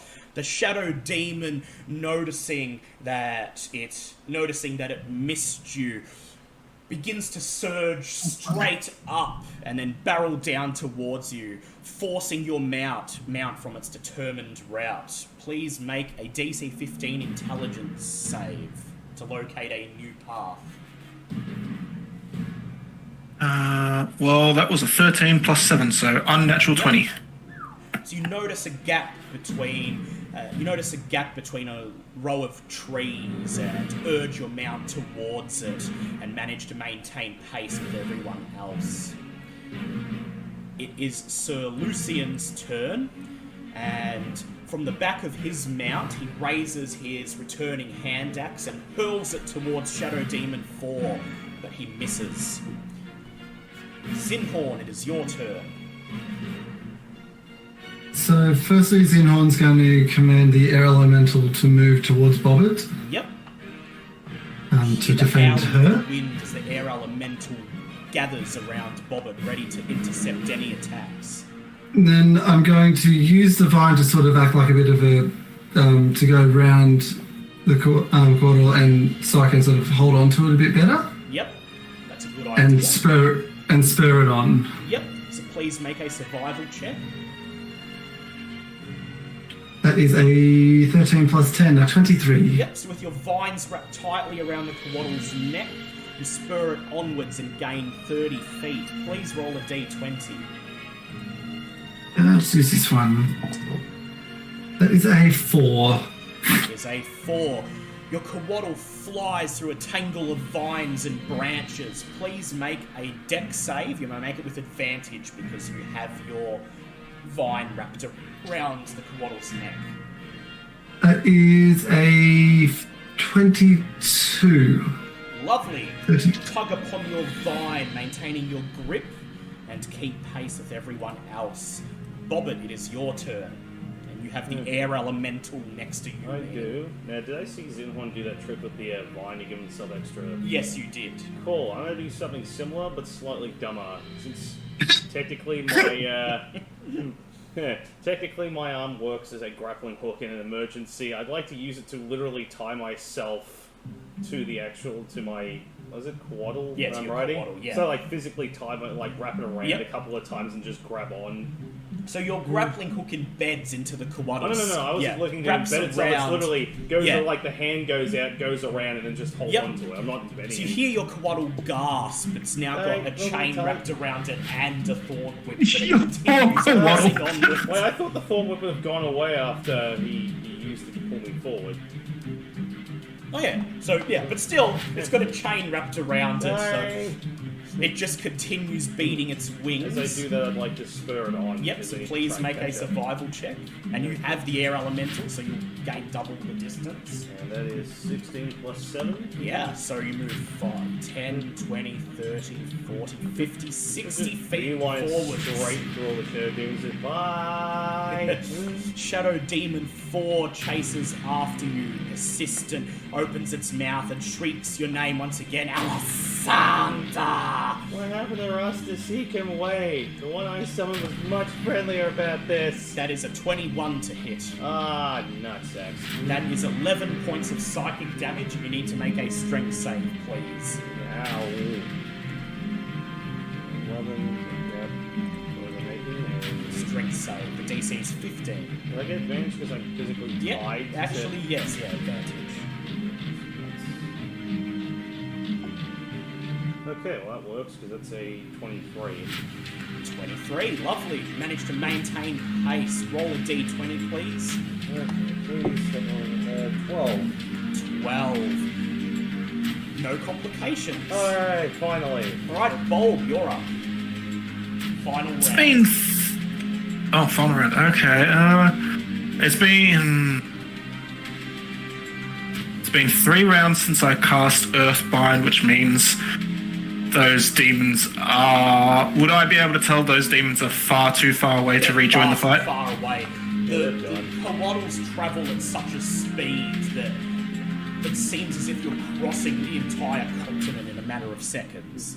Good God. Okay, just going to use Earthbind again and just target Demon 4. Yep, Demon 4. He. Yep. Strength save. Yep, let's just roll for him. Yeah, let's just see how it goes. Just to the off chance. Well, that is an 11. Hey, double digits, well done. Yeah, my spell save is 18. Yeah. So Shadow Demon 4 screeches as he's pulled down below to the jungle floor. Shadow Demon 2, the only one left, slashes at you with his claws. That is an 18 to hit. yeah, that hits. That is 12 points of psychic damage, and you need to make a DC 15 strength save, please. Brings me to here, and strength save. That is exactly 15. Exactly 15, lovely, because if you had lost 30 feet, you would have failed the chase. So you managed to maintain your grip, spurring your mount onwards as the one remaining shadow demon continues chasing. Just ahead, you shout. You hear Belair shout, and beside you hear the thump, thump, thump of the Coatl's beating wings. My D20 was a 5. Ah, yes. Oh dear. The D20 was a 5. Okay. Damn my honest nature. There shouts Belair, and ahead of you, you see a shimmering sheet of subtly glowing golden mist ahead of you, just above the jungle canopy, and your mounts begin to dive towards it. The unexpected dive requires you to maintain your grip bulb. Please make a DC 15 strength save. I rolled 15, but plus 2, that's 17. Lovely. Oh, thank Wrap God. your arms tightly around your mount's neck as it dives and dives and dives. The sheet of golden mist rises up, and the last remaining shadow demon shrieks, "Alessander!" as Belair bursts through the sheet of mist, and the rest of you follow behind him. The shadow demon, still chasing behind you, touches the sheet of mist and shrieks, as poof, it turns into a great plume of smoke that disperses into the air. These guys are way more active than the one shadow demon I summoned. Indeed they are. You have completed the chase. Oh, Damn. that was Skin of the teeth. that was intense. That was fun. And I bonk Alessander on the head with the staff. As you It's not a really hard one. It's just a yeah. donk. Yeah. Fly up and maintain pace with Alessander. You Yeah. just reach out with your staff and donk, and then Yeah. beside you, Alessander. I'm guessing the other two are probably going to be a little bit more stern since they didn't know the situation. Beside you, Alessander, you see Sir Lucian cause his mount to slow slightly until he moves up behind you, and then he reaches for his blade, makes sure the flat is facing you, and then swings it, bonking you violently on the side of your head with the flat of his blade. Ow. That is for not warning us. I understand the situation that we were in, but a little bit of warning that it would come back to bite us in the ass would have been nice. Well, how was I supposed to know it was going to take plane shifting as an excuse to try and attack? To be fair, we've done that like 3 times now. This is the first time we tried anything. I don't mean warning us now when we're planning to plane shift, maybe straight after the encounter. Oh hey, these demons may come back at some point. So Do you expect any more of your friends to be showing up? I don't know. Honestly, look, I was half expecting the demon I talked to come after me. I had plans for that one. Look, in my defense, I did it to save everyone, because otherwise it was either I had to deal with the time or they were going to kill all of us. So Lucian Oh no, just shouts, making the deal's not the problem. It's the lack of warning. Fine. From now on, the next time I make a deal with a demon of a different plane of existence that may still potentially want my soul, I'll give you a heads up. Thank you.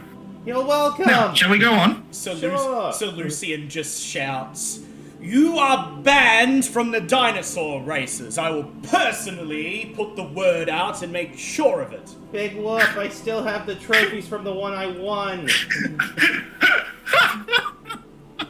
That's such a Lucian threat. The sun manager. As he says after that, it's like, hey, just see a Bobbit quietly muttering under breath going, "This is why I kept my mate sure to spend extra to rent his booth out to dwarves." The sun manages to pierce through patchy clouds in this flooded region. The remains of long destroyed buildings litter the area for hundreds of feet in every direction before being overtaken by hard, blackened earth, as if the remainder of the city had been burned into ashes. The top half of a gigantic tabaxi statue peers out from the murky waters surrounding the few structures of the city that have managed to survive. Beyond the smaller structures, the ground plateaus into a large garden elevated above the water, the plants and flowers having long overgrown the garden centuries ago.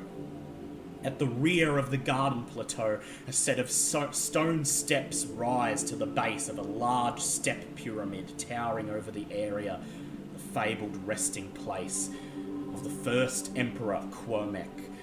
You're certain few people, if any, have seen these ruins in centuries. Your mounts slowly descend towards the garden plateau and touch down with a jolt on the overgrown cobblestone. You climb off your mounts, place your feet back down on terra firma and breathe sighs of relief that you're back on the ground where things are more controllable. Bailey. I don't know. I think I did some pretty good controlling with my new spell. Actually, you did, Yeah, that was yes. solid. I was sick and tired of being useless in air battles. Yeah, no, that definitely worked. That was clutch.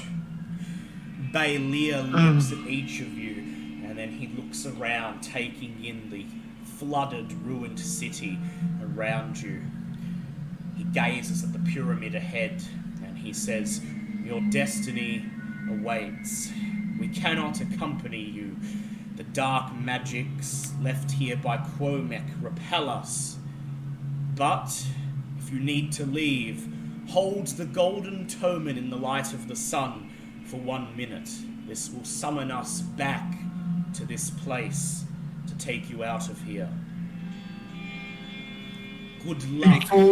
Yep. Before you leave, do you know who I am?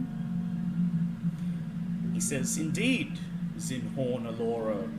I know the name of every elf who descends from my bloodline. I know your name, I know the events of your life, I know your purpose.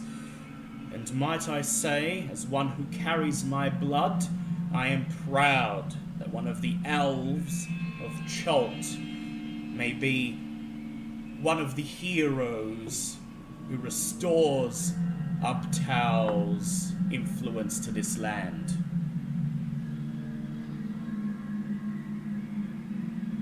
Am I the last?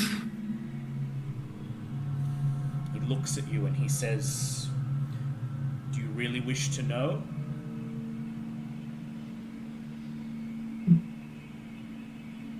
That usually means yes.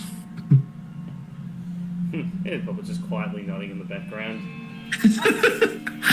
Yay, forbidden knowledge. What do you say, I- Zinhorn?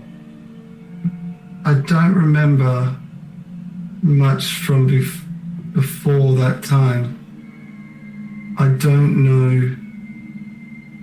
I can only assume that my parents have passed in the events that happened. He looks at you and he says, "I need not answer, for you already know."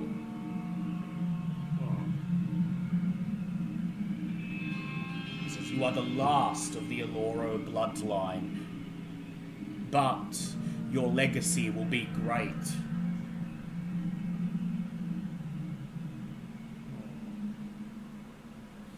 You're an endangered species.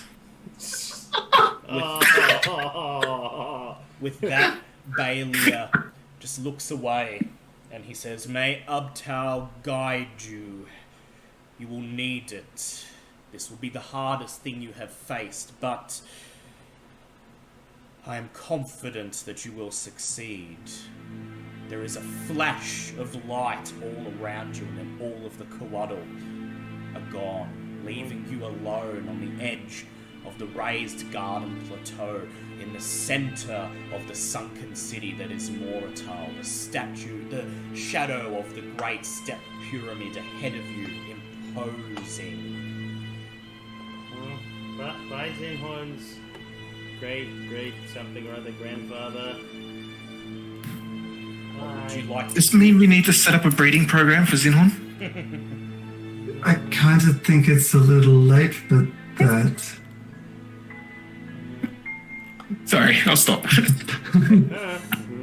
Please continue. I mean, it's not every day you get to find a way to make light of the fact that someone's the last of their kind. But Well, I mean, if he starts a breeding program for himself. he'll have a great legacy though, so... Oh, there's such advertisement there. Come help save a species. Why is it when everyone else meets like ancestors or god things, they're all like, your legacy will be great, this will be planned for you? I meet things like that and it's all doom, gloom, and God has turned their back on you. This doesn't seem particularly fair. Just once you can say you're gonna have a nice day. Just once. Well, after the events that we've just had, I think your day is as good as it might get with this crowd. Let's put it this way: we don't have demons after us. It's just one demon. I counted 4. That was back 4. Those were minions. Sheesh, don't you guys? So you mean there's more than 1, more than 4? There's a whole minion load. That's probably because I'm very valuable. there. Yeah, whatever helps you sleep at night. I don't sleep. Well, maybe that's why you have bad days. You need to sleep. No, I legitimately don't need to sleep. I take it back, says Sir Lucian. If those were only minions and they're working for someone even stronger, I take it back. You are not banned from the dinosaur races. I'm going to have your name and picture circulated throughout Port Nyanzaru. You are banned from all inns and taverns as well. You know, how about I go one step further? I'll just ban myself from Chult once this whole thing's over. So every time I set foot on this stupid continent, everything bad happens to me. No. You don't get out of it that easily. Dang it! You need to come and help teach when I have got a school, you need to come and help teach magic and the evils that are out there. I seriously thought you were going to say you need to come and help teach my children then. I on one hand, really flattered about a teaching position. On the other hand, hey. Your specialty is going to be the underworld and what awaits if you make the I was wrong. going to say, oh my god, Bobbit is the defense against the dark arts teacher. Oh no. Okay, Let's hope kids, it doesn't today have the we're gonna be Hogwarts doing- course Today, first. kids, we're going to be dueling. Okay, what are we dueling? Well, I summoned some zombies for you to fight. Have fun. Sir Lucian just purses his lips and he looks at Bobbit and he says, I suggest you take Zinhorn's nice offer. For once I'm through with you, you won't be able to get any job in Port Nyanzaru. You'll be banned and blacklisted from everything. Oh no. Oh, it's okay, Lucian. I don't need you to come and teach. Yeah, just have Elisenda go, oh no, how terrible, not being able to come to Port Nyanzaru where I get shot, stabbed, beaten up by giants, attacked repeatedly. Oh, yes, you were helping with those giants too. Like that's a given. No, I can't come back if I'm blacklisted from an entire city. That seems like a pretty fair trade to me. Oh my god, conversation's over. Getting yelled at boring now. So Bobbit just walks Just ahead. literally just into turns the- and leaves. Bobbit just walks ahead. Is there, you guys want to walk ahead, or does anyone want to take a short rest, or... Oh, as Bobbit's walking away, the vine just goes and gives her a little whack over the back of the head. I just wanted to stop being yelled at. Yeah, she gets a whack over the back of the head by a vine. Yeah. just casually just takes it and it's like, yeah. This is why they say I'm mostly good. That's why no one could hear me. I had my fucking mouth. I was yelling at the dog to get away from the cat. How are you guys on health? You short rest? Yeah, short rest would be great. If a long rest is not available, I will happily take a short rest. I mean, you can take a long rest. There doesn't appear to be anything here. This city appears to be entirely abandoned, but you do know that Massacre is something. We are on the clock, and we do have to find Massacre. So I can survive without a long rest. If Xenon does not need long rest. I mean, short's fine. Just take 10 minutes to catch breath. Yep. So you cat. Bobbit walks ahead, and the rest of you just sit down on the weed-choked cobblestone. Still gotta sit down. I just need 5 minutes away from the group because ow. Well, when you get back here, we have more to discuss with you. Tending to your wounds and making a meager meal of rations as everything around you is silent. The only sounds you can hear, the running water that courses through the abandoned city.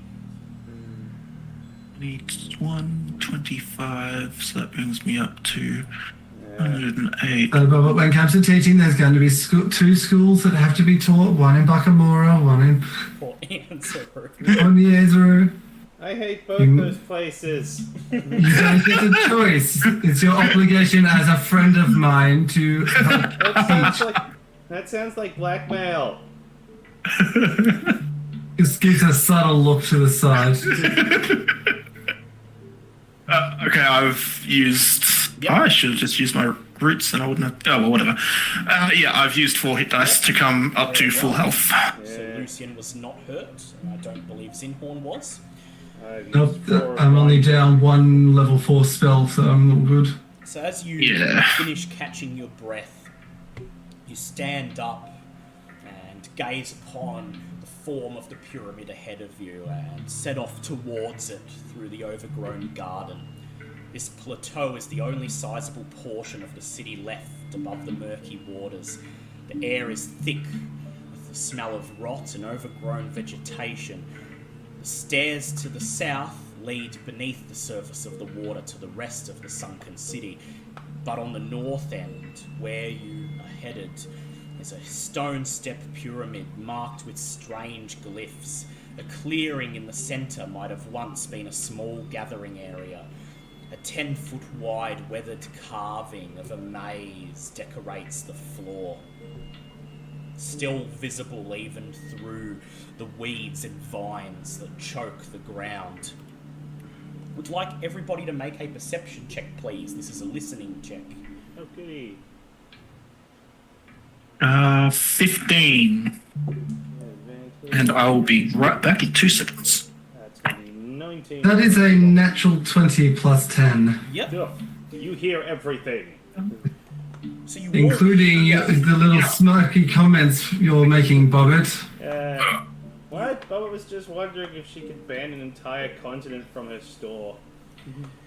You hear coming from somewhere on the other side of the overgrown garden towards the pyramid the sound of great lumbering footsteps. Thump, thump, thump. And then, mixed in among them, a female voice shouting in Tabaxi. Oh, what do I hear? You basically hear in Tabaxi, shit, shit, shit, shit, shit, shit. Well, ban massacre. I'm gonna pull out the coin and have it in my hand. Or the golden tomine, whatever it is. Golden tomine, yep. Yep, and just have it in my hands. And go, do you want me to call out to her so she knows where we are? It's up to you. I'm looking for the rest of the group. Well, either we can call out and it can hear and come with her, or we can try and get it and surprise it. Look, I feel like while it's focused on her. I feel like either way it's gonna know that we're here when we try anything at this point. Yeah, but you might be able to get the but if we surprise it... If you'd like to do that, I would ask everyone to make a stealth check, please. Disadvantage on stealth. So Lucian also gets I got a 16. So Lucian just got a 10. Clank. I got a 4. 14 plus 8, so 22. I rolled an 18 and a 3. How did Bobbit go? I got a 16, because I get advantage on mine. Yep, 16. Okay, well that is 2 passes and 2 fails. So I'd like someone to just roll a d20 for me, please. If it's 6 or above, the group check passes. This is a tiebreaker.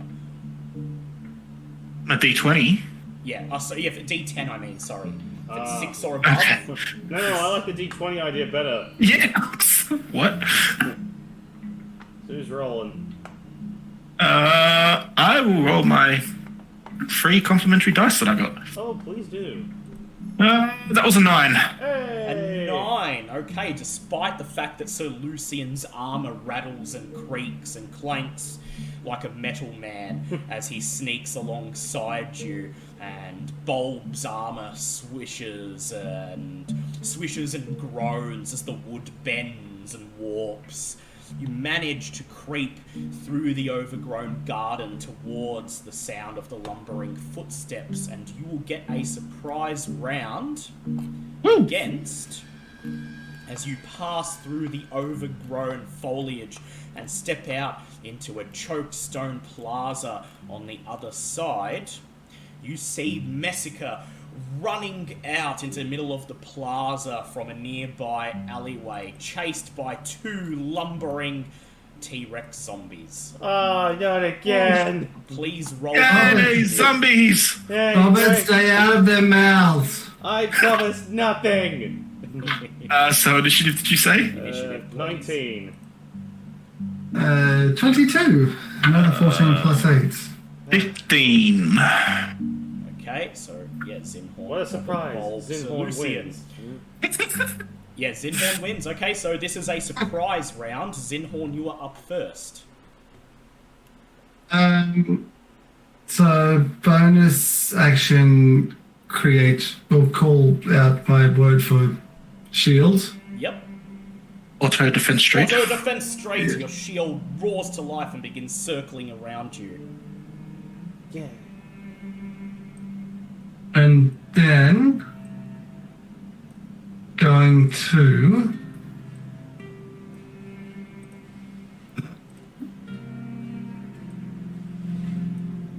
charge over to like this little section just here. Yep. And then what did that take and talk? What was that? That was 10. No, I'm just gonna stick with a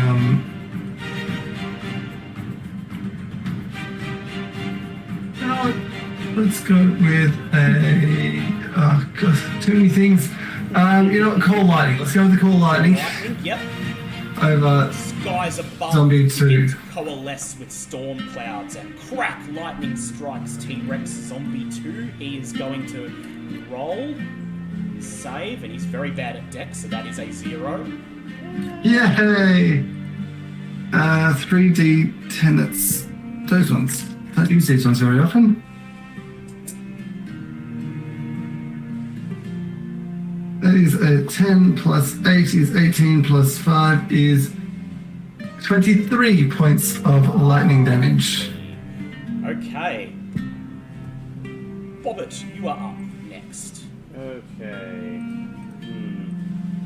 have an idea, but I'm not sure how wide out this radius is going to be, because I never remember off the top of my head. Alright. Can I see T-Rex Zombie 1 from where I'm standing? You can see both of them. Cool. So standing at the back of the group. Yep. Just going to give Bobbit a go to Messica and go, "Hi Messica, you might want to duck." She looks, turns, and sees you. Her eyes go wide, and then she realizes what you're about to do, and she ducks. Cool. You see Bobbit just robbing a regular Eldritch Blast at the T-Rex Zombie. Yep, roll to hit it. 19. Yeah, it's definitely a hit. Cool. So you see the 3 blast hit the zombie, but then all of a sudden you just see Bobbit's eyes glow bright yellow as she clenches her fists, and all 3 Eldritch blasts turn into a fireball. Boom! This is the final evocation of Kiss of Mephistopheles, where if I hit a creature with my Eldritch Blast, I can cast Fireball as a bonus action using one of my spell slots. And he rolled a 3 on his dex save, so full damage. So, since this is a Fireball based on my spell slots, that would be 5th level, correct? Yes. So, let's see, regular one is 8d6, that would be 10d6, I believe. Just double check. Fireball. You'd think I'd memorize how Fireball frickin' works at this point. Yes, it's an extra 1d6, so it's 10d6. Yes.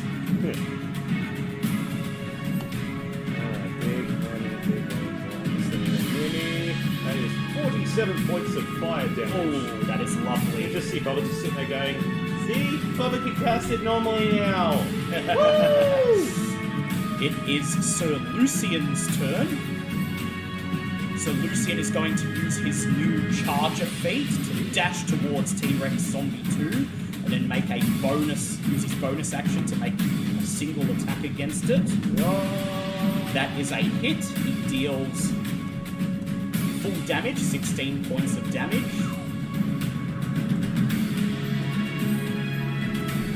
Okay, it is Bulb's turn.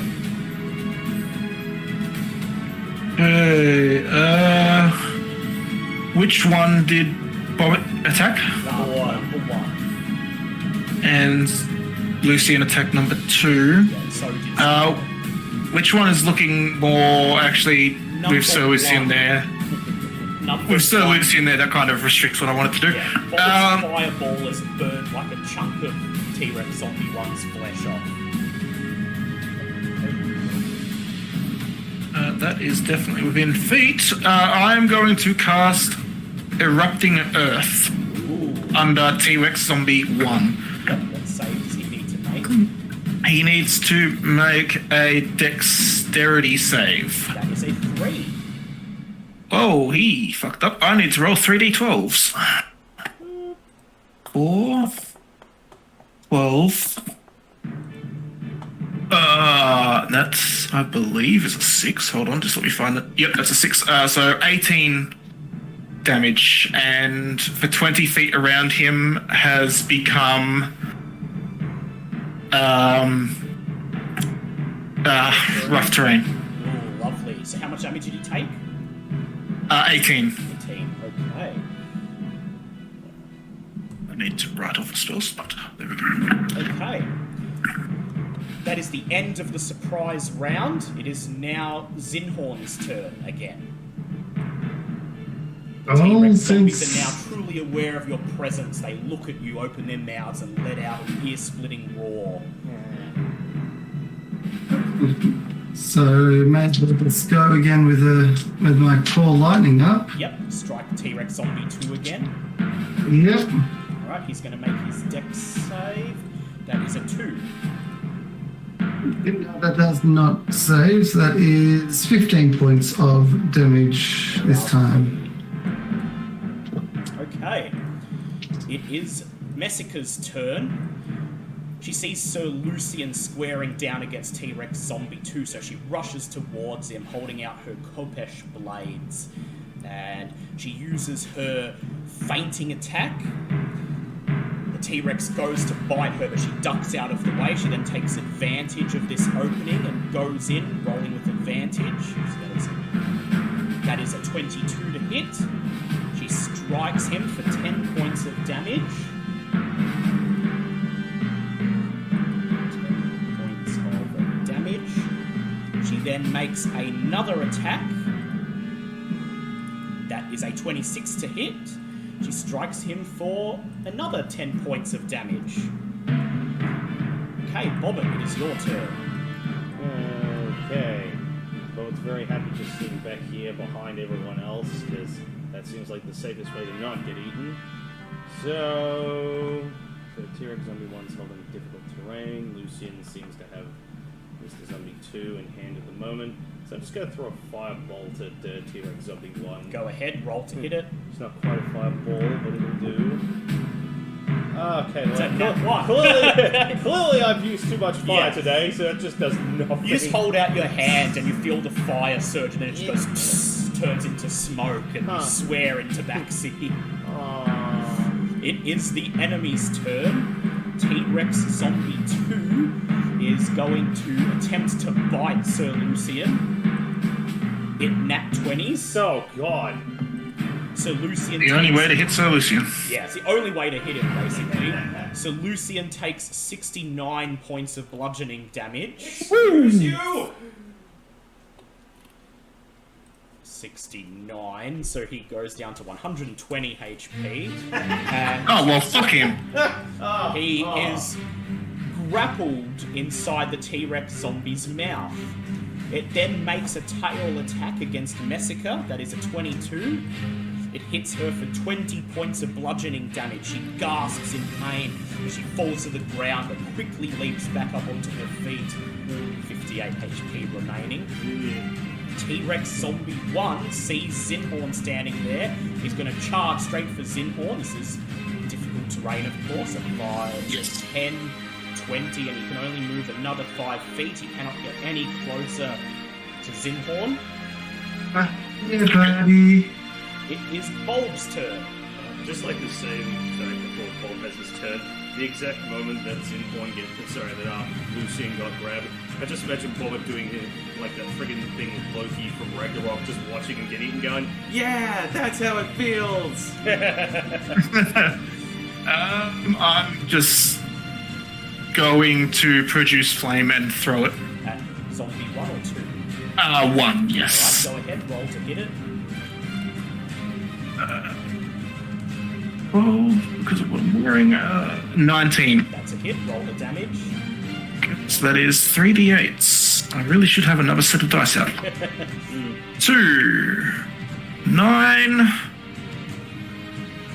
16 points of fire damage. Lovely. Nice. The T-Rex. And then as a roars. bonus action, because one of them seems to be coming closer to us, I'm going to activate my shield. Good idea. Vomit! Vomit, you shout as the T-Rex before you roars, its flesh now core to light. It is Zinhorn's turn again. Hi there, little buddy. You kind of don't want to come this way. As he calls lightning for a third time, and then runs over the other side. Yep, striking which one? Zombie 1 or 2? Zombie 2. Alright, he's going to make his dex save. That is a 2. Yeah. That is 14 points of damage, and it runs as far as he can Yep. over across to this side. across the street to the other side. Okay, it is Messica's turn. She is going to do exactly what she did. She sees Sir Lucian in the zombie's mouth. She makes a feinting attack, rolling with advantage to hit the T-Rex. That is a 21 to hit. She deals 8 points of damage to it. And then she goes in for her second attack, but unfortunately fails to pierce its tough undead hide. Bobbin, it is your turn. Okay. Now, we've faced these things a couple of times now. So would I know if necrotic magic works It on these will things? not work. I didn't think it did. Okay, well, in that case, gonna try and shake the artificial hand and go, okay, fire needs to work now, please. Getting closer, not happy. That is a 22 this time. 22, that is a hit. Roll the damage. Okay, so it is 3d10. 12, 13 points of fire damage. Lovely. Yeah. Okay. Let's go away now. It is Sir Lucian's turn, and he's going to roll an athletics check, which he passes, pulling himself free from the zombie's mouth. Then he raises his sword and goes in for 3 attacks. Hits with all 3 of them. 8 plus. And he deals 37 points of damage. Yay. It is now the enemy's turn. T-Rex Zombie 1 takes 6 points of damage from Bulb's flames. and then it charges across the street towards Zinhorn. And No, I came here to get away from you. goes to make a bite attack, and that is a 25. That does hit.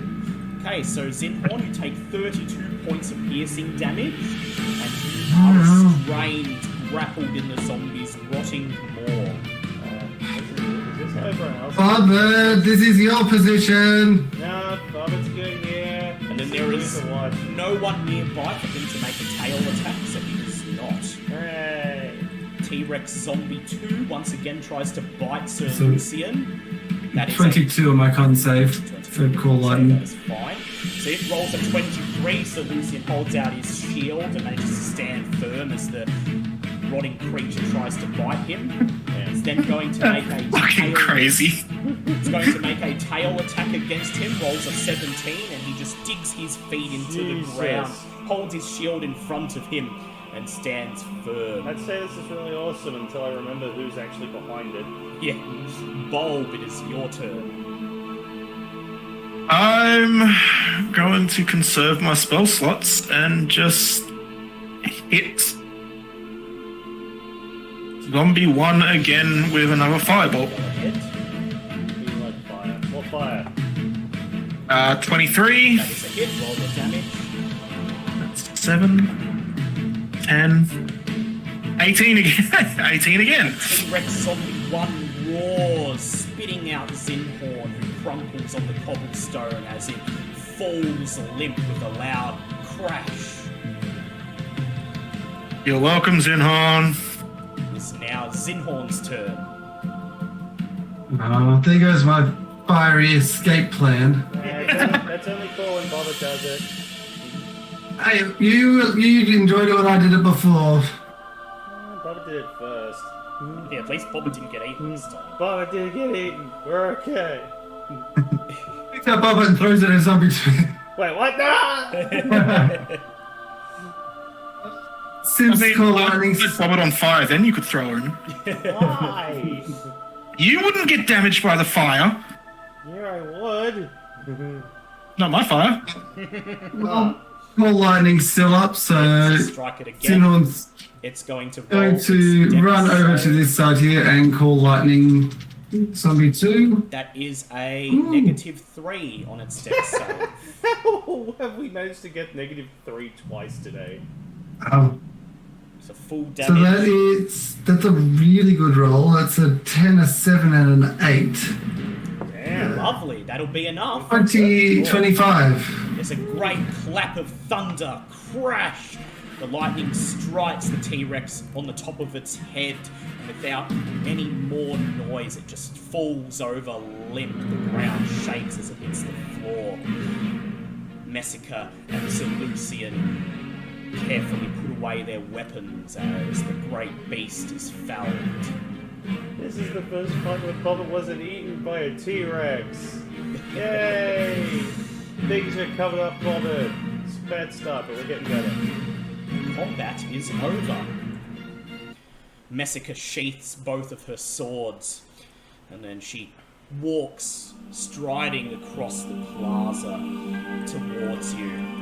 And she says, "Well, you made good time. I wasn't expecting you to get here quite so quickly." After a month of dealing with artists, it's truly a pleasure to see you again. "Indeed," she says, "we are joined once more." That was awesome to say that, not really. Bobber's just relishing in victory. It doesn't want to deal with people at the moment. But, She says, "I was expecting that I would have to wait, at least at the entrance of the pyramid, at least another day before you were to arrive.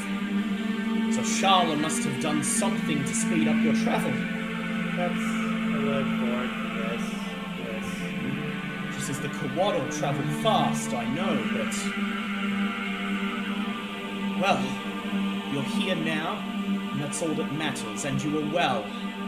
She says, "Artis and Dragonbait, I trust they're okay?" Sorry.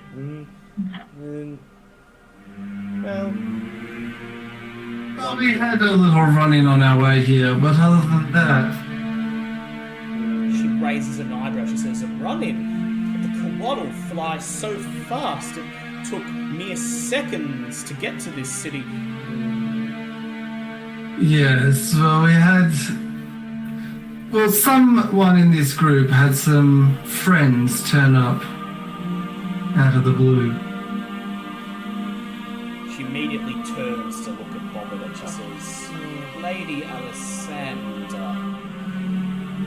The past negotiations clearly had some backlash that was not expected at this time. You know, when someone says when your business is concluded, you usually assume that means death. Clearly then, we decided to change the rules on that one. Look, you should be glad I was able to negotiate one with them at all.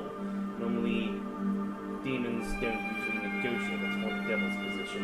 Demons, she says, raising her voice. Yes, You are aware that Ras Nasi made a pact with demons for his immortality, and she trails off. Yes, painfully well aware. We'll deal with this in time, though I think we're getting off the subject of us being here. Not? She frowns and she says, yes, we are all here, and that is what is important. Thank you.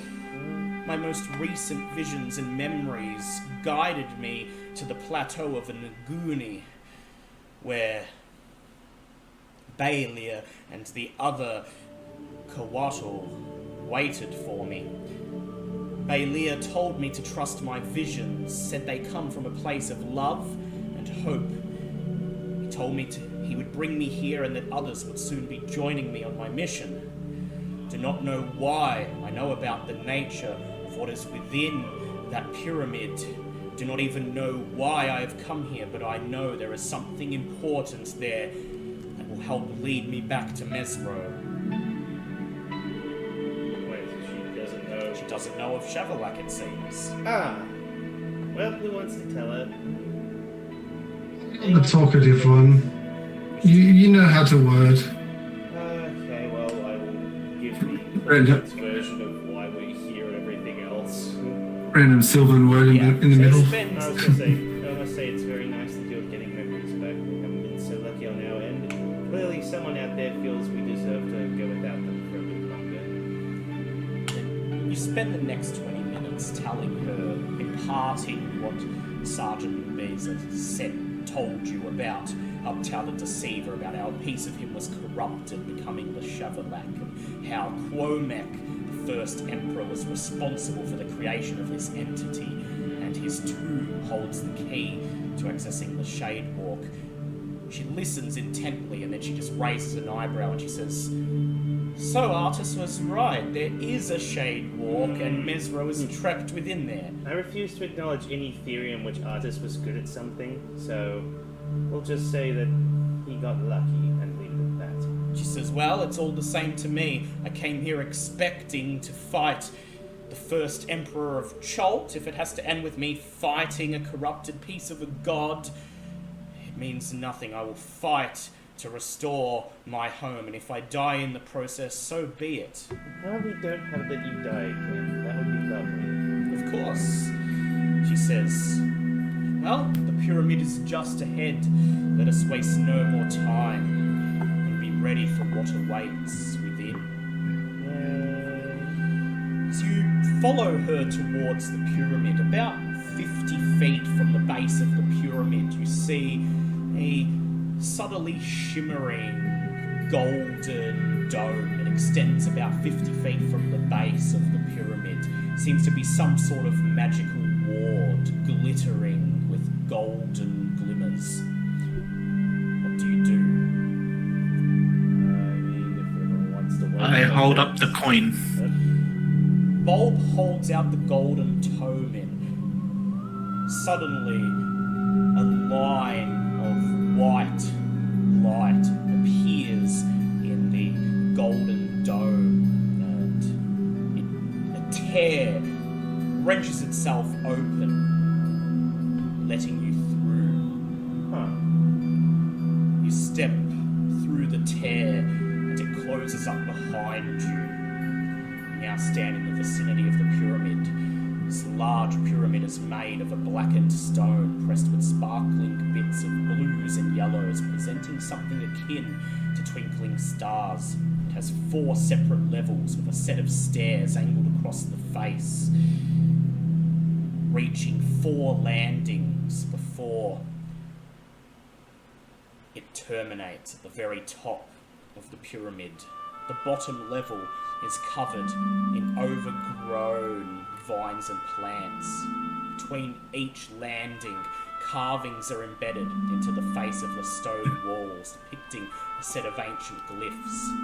At the very top of the 80-foot structure, you can barely make out an ornamented stone building. So the glyphs, are they have pictures or are they have words and whatnot? You don't know yet until you start to climb. I'm just getting the correct map. Fair enough.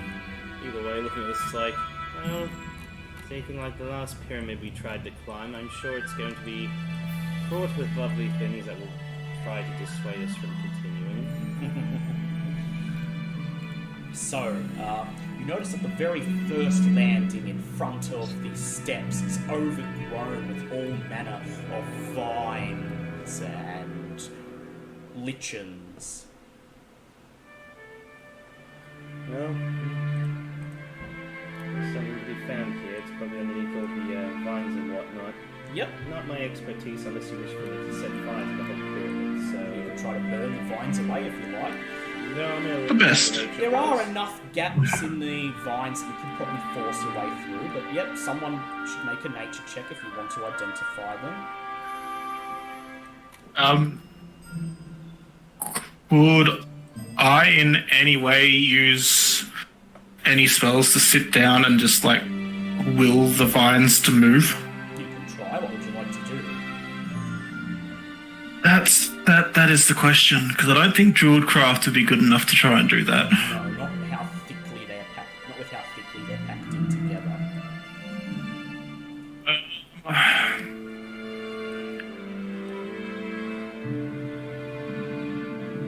Is it all one vine? Like one plant No, vines? What you can tell, it appears to be a number of different vines, all overgrown, twisted together.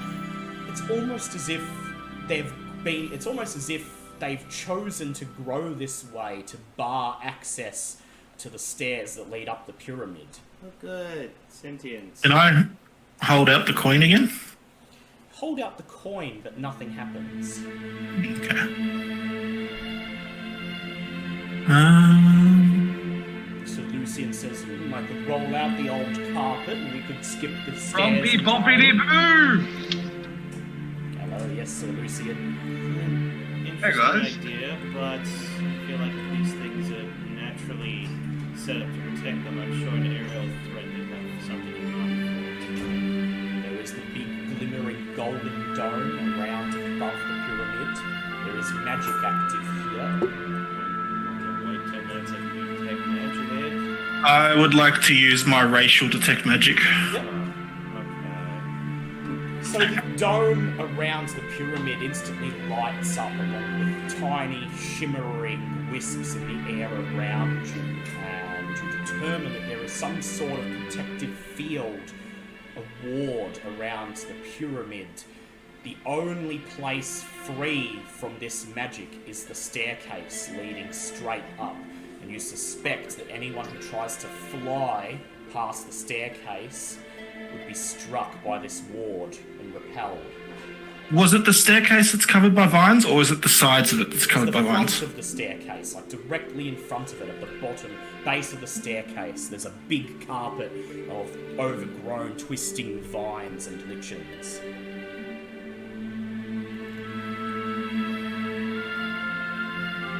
I would like to use my staff to cast Speak with Plants. Okay. So I can, let me actually get the actual wording. I know it's 30 feet. The one tunnel speak plants. Tap your staff on the ground, and Okay, imbue the plants within 30 feet of me with limited sentience and animation, giving them the ability to communicate with you and follow your simple commands. You can question plants about events in the spell's area within the past day, gaining information about creatures you have passed, weather, and other circumstances. You can also turn difficult terrain caused by plant growth into ordinary terrain that lasts for the duration. Or you can turn ordinary terrain into difficult terrain. Plants might be able to perform tasks on my behalf at the Game Master's discretion. What would you like to say to the plants?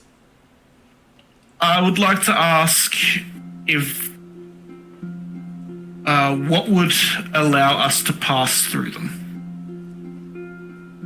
The vines slither and shake, and you hear whispers, soft, indecipherable whispers in your head, and somewhere among them you can pass only a few meaningful words. The plants tell you that they are bound here by the one inside. Are they currently exuding any magic, or is there any magic that surrounds them, keeping them there? There's magic surrounding them. You see a faint trace of black-coloured magic emanating from the top of the pyramid, and there is a trace of it that runs down the staircase and gathers at the bottom, binding these vines to this location. The vines go on to tell you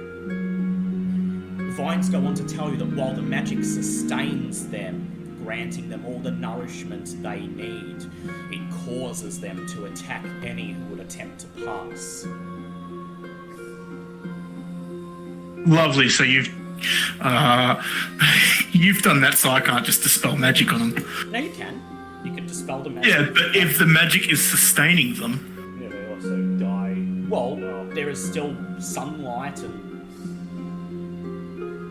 you just have to move them to you just have to somehow move them to another location.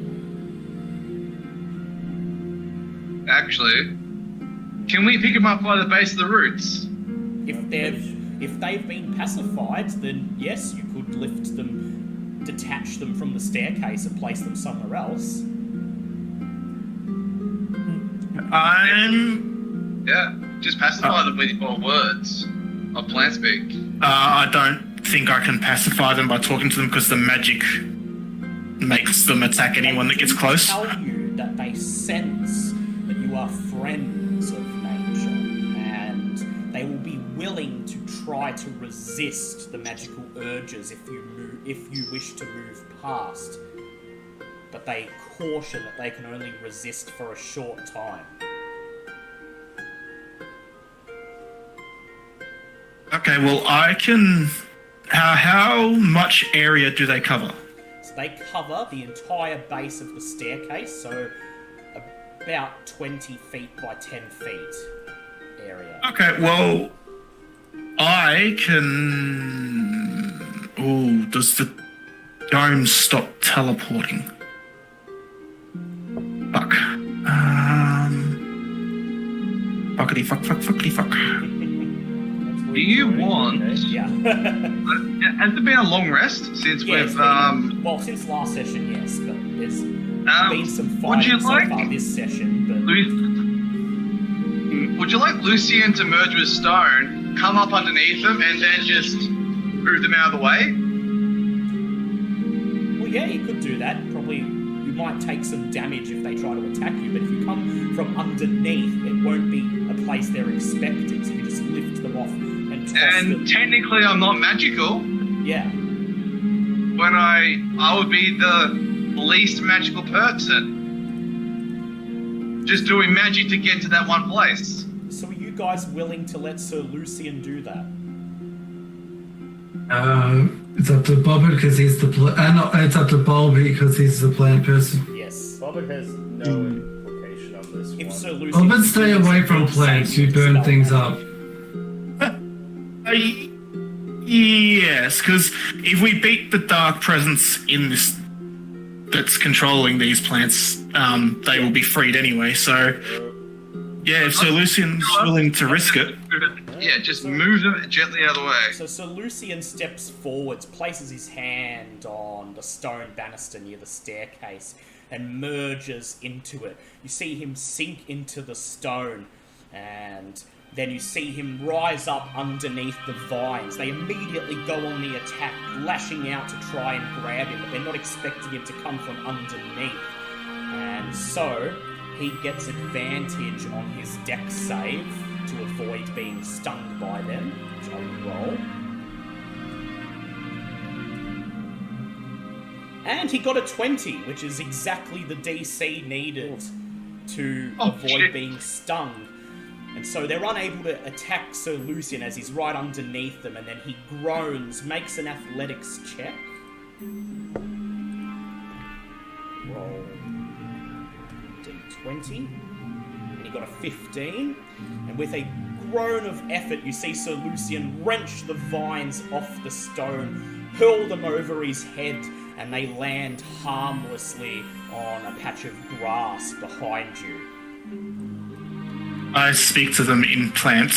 Enjoy your new home. We'll have you free soon. They acknowledge Sir Lucian the gardener. They acknowledge you and depart their gratitude as you see some of them slither closer to the trunk of a nearby tree, creeping around it. Oh, God. Well, Sir Lucian, I have to tell you that was quite effective. It's like Jim's mowing, but Sir Lucian style. Oh, God. I will be back in 5 to 10 minutes. I just got to put all the animals away. Okay.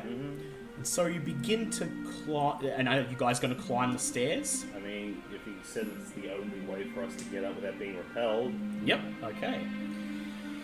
So slowly you begin to climb the stone stairs that even after centuries of disuse remain firm, even with all the moss and creepers covering every surface.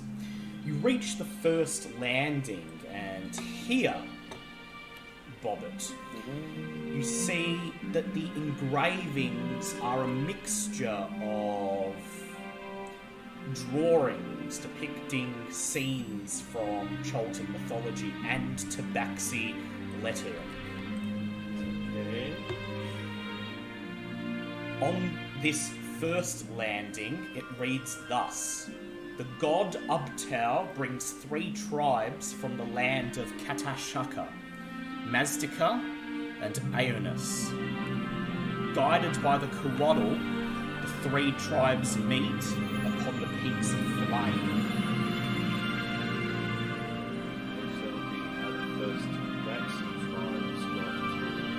Chult. Peaks of Flame is actually the mountains where bulbs kobolds live. Oh, right. So according to these runes, this is where the 3 tribes that were first brought to Chult met for the first time. Those are the Tabaxi, like, the Tabaxi tribe. Yeah, the human Tabaxi, not the cat Tabaxi. Well, Mastica is technically... Yeah. Well, yeah, Maztica is where the cat Tabaxi are from, Yeah, yes. that's like the original ones. Yeah. Hey, oh. Move up to the next landing and find, reading here, the greatest of the human tribes, the Tabaxi, a name now adopted by the catfolk, built grand cities in the name of Ubtao. This city, Moratal, being the greatest of them all. You move to the next landing, and here there is an ominous carving of a great dark moon exuding tendrils of energy upon people gathered below. Yep, that's where that was coming at some point. And the letters read, a great darkness came to the humans, many of whom were seduced into betraying Ubtao. A great battle erupted between the peoples, consuming the city. Okay, cool. Ancient city, ancient people, evil moon things sending people mad. So far, so good. You climb up to the very top landing and find the last passage carved here. It reads, "The ruler, Quomek, seeking redemption, sealed both himself and the darkness within his tomb, warded by the spirits of the jungle." Ah. So he's in here along with the darkness. Oh. What about this? Oh, good. So, of course, naturally, getting in here to get the thing that we need is going to unleash the darkness, which, oh, just for the sake of a guess, we're probably going to have to fight in some form. It's probably going to be horrible for everyone, especially us. Indeed. What did I miss? Sorry, guys. So, just moved up the stairs, and at every landing, there was a verse carved into Tabaxi, and it basically just told the story of Ubtao bringing people to Chult and how this was the first great city they built. And then darkness came and caused corruption, and then Quomek, the ruler, sealed both himself and the darkness within his tomb. Oh, wow. Okay, lovely. You know what would be a little bit more useful in this giant tower? A big map saying you are here. Or it's just a staircase leading up. There's not much of a... Yeah, it's not exactly a maze here. That probably comes later. This is just a straight shot of a lovely history lesson. At the top of the pyramid is a field of dead trees and rotted plants.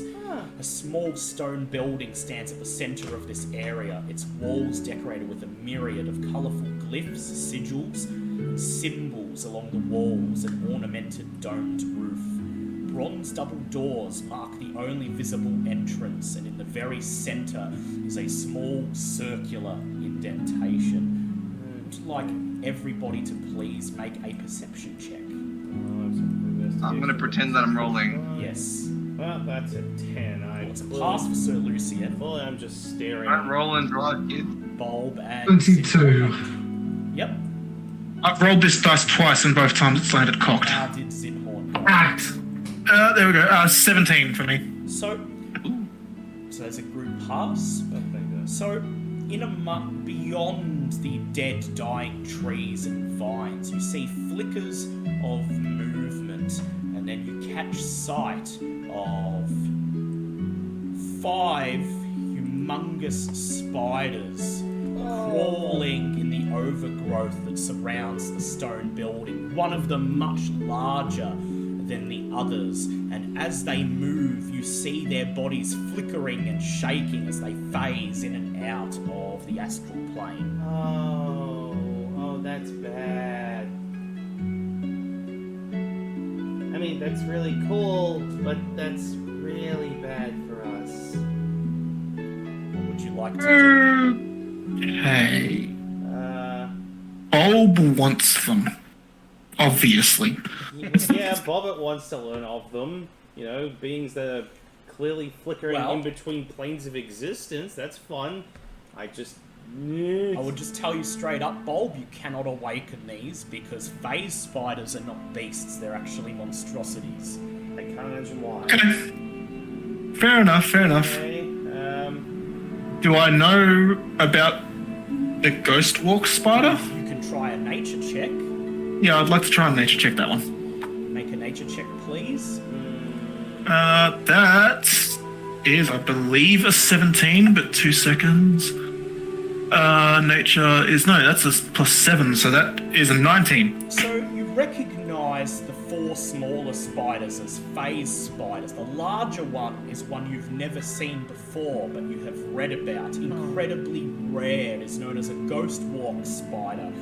It is essentially a phase spider that has been allowed to exist for centuries at a time, absorbing magic. Okay. It grows into a larger form. So I would know that this then would also be a monstrosity, Yes, not a beast. Not a beast.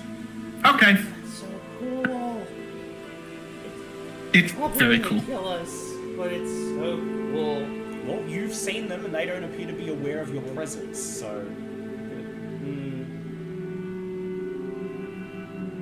So are they arranged around the little hole? Well, the little hole would be here. So they're Okay. crawling around the building, but none of them are actually right next to the door or the hole. Okay,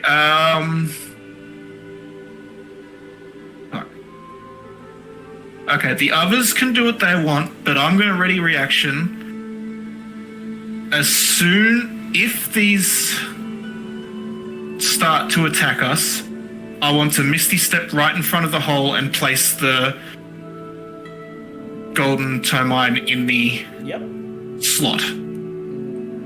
If the others don't want to do anything, then I'll do that as well. Do you want to just Misty Step right up, insert the golden toe mine, and... Well, if the others don't want to do anything to try and So what do the others... stop these guys. Can I read anything that's on like these pillars around the area here? Or I'm guessing I'd have to actually stop a little bit properly. Yes, you would have to. Dang it. They look important. I'll try them. Right, Hey, well, it's going to be so good to have you here tomorrow in person so you can actually roll the dice. I've never rolled a dice in a long time. I have actual internet connection for more Yeah. than 5 seconds at a time. M1. Me2. Yeah, also faces... yeah. Between realities, yeah. It's like the face spiders. In an alternate reality, M1 has internet. So, Can I use Know Your Enemy? Or do I have to be in combat to no, use you that? could use Know Your Enemy. So, Who looks the most strongest at? Who would be Know Your Enemy most useful yeah, on probably right the now? big one. So, When in doubt, pick the big one. you examine Yes. the large spider for a few moments and you determine that its armor class is 15 and its challenge rating is 9. Ooh. Ooh, that's fun. I'm pretty sure I can That's- imagine why. But that would be Does it look like it could be having a weakness to any or aversion to fire? They do not, as far as you know. Well, my eternal fire is going to be put back in its place. Back Like in a its- little tinder yeah. box. Back in the lunchbox. Back in the box. Okay. Thanks for letting me use that. Zinhorn, Hobbit, any ideas?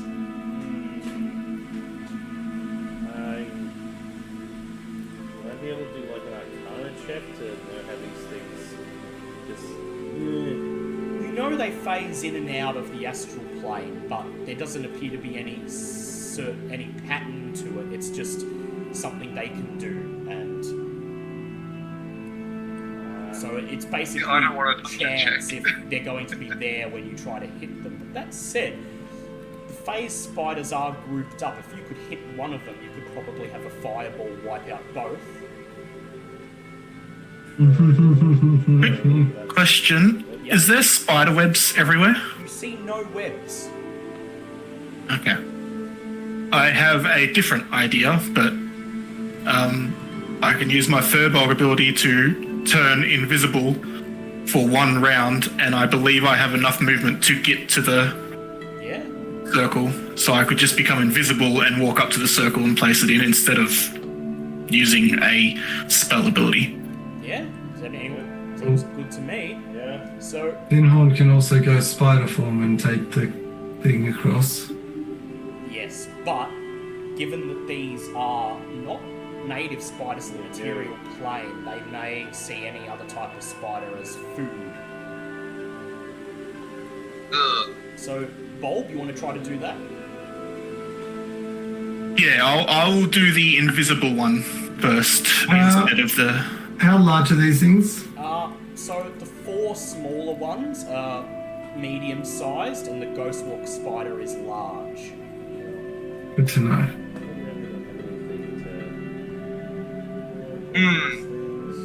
So Bulb closes his eyes, raises his hand to his face, and fades out of view, turning invisible. And you see dust kicking up off the stone as he makes his way, walking across the top of the pyramid. Bulb, please make a stealth check with advantage. So that's just a normal stealth check for me then. You're getting advantage because you're invisible, but these spiders do have other ways of detecting you. Yes. Well, I also have disadvantage because of my half plate, so it just makes it normal. That's a 9. Well, Ow. I'm gonna burn my inspiration Go ahead. because I kind of want this to work. I don't know if it's going to totally nullify them, but that's better. That's a 14. 14. So you creep towards the door and you see all of the spiders slowly climbing across the walls, stopping and slowing down with each step you take, almost as if they can feel the vibrations. Oh, They no. make no move towards you. You reach the door and you place the golden tomen into the slot. Inserting the golden tomen into the indentation causes the coin to emit a golden glow which bleeds out into the line carvings on the doors before they open, splitting the coin in two on either side. On the other side of the door, you are almost blinded by a flood of vibrant gold light. It spills out through the doors, and as it spills over onto the top of the pyramid, you see the spiders recoil instinctually in fear, scuttling away over to the other side of the pyramid and out of sight. huh. I become visible and start waving the others over quickly. Wave the That others worked a over, lot better than I thought it would. glance at each other, and then step across the threshold into the blinding light. Instantly, the light dissipates, and you hear the sound of the stone door slamming shut behind you, trapping you in the pitch black darkness. Oh, great. Another tomb which we've sealed ourselves inside. Yay! We've learned nothing! Yay!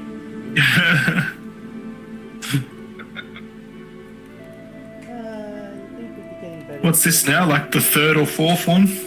A lot of tombs. This is definitely it's the second one we've trapped ourselves in. The other one's kind of just let us go as we please. On the other side of the door, in the pitch blackness, you see a short hallway, and at the end of it, another set of double doors leading into a vast open room beyond. What would you like to do? Just step through these double doors? Well, we may as well. Yep. So, Lucian, do you want to pull out your endless flame so you can light up the darkness? I would love to. Yes. Hey, we got Lucian, he lights up the world So like Lucian nobody reaches into else. his pack, pulls out the tinderbox, flips open the lid, and the flame bursts to life. This lighting up the man is on darkness. fire. Then you step forwards towards the stone doors, place your hand upon them, and push them open. They groan and creak as they slowly part to let you through. Fuck. Oh, fucky, fuck. This room is decorated in bright-coloured paints and murals depicting the different people of Moratol. The symbol of Ubtao is carved into the base of a fountain in the centre of the room. The room has two exits, a staircase beyond the fountain, and to the right, another set of double doors that lead further on into the pyramid. But perhaps most importantly, standing directly in front of you, as if guarding the fountain, you see 5 partially transparent humanoids wearing the armor of ancient Tabaxi warriors. They make no move to attack, to merely watch as you enter the room. Okay. Quickly, act like tourists. We're just passing. Wait, so they're not making moves towards us? Nope, they're just standing there watching as you enter the room. Okay. Would anyone be opposed if Alessander tries to talk to them? Does everyone think? Which is what Alessander does best. Uh-huh. Alessander, as you take a step forwards, the four spirits at the front unsheath their swords and hold them up, a gesture of warning, while the fifth, the one clad in the armor of a commander, takes a step forwards, drawing nearer to you. He opens his mouth and his voice booms throughout the great open room. Identify yourself! I am Alessandra Burton, daughter of... I can never remember my dad's name. That's terrible, terrible child. Something I have notes. Dad, what was your name again? I really do have to do something. Alessandra Dalmas, Ray Burton. Oh yeah, there it is. Daughter of Dalmas of House Rayburton, chosen of Ubtao. We have come here to... I'm trying to describe this, but it's a hostile threat. We drew up your pen. We have come here to gain access to the city of... to where Mezro now lies, in hopes to restore it to its former glory. Please make a persuasion check with disadvantage, and I'll explain why you... Oh, you watch. I'm gonna fuck up. So that's a good one. Okay, so disadvantage. That's still a 19. The spirit grabs the hilt of his blade, slowly unsheaths it, his eyes narrow, and he says, Ray Burton, Mezro, I know not these things. You may have heard of His Sir city was Lulian. built long before Mezro existed. Fair enough. He says, you'll have one more chance. Identify yourselves or leave. Very well. We come now at the turning of a very dark time for all of Chult. The great great darkness has spread across this land. Time where actual fucking name again, Mr.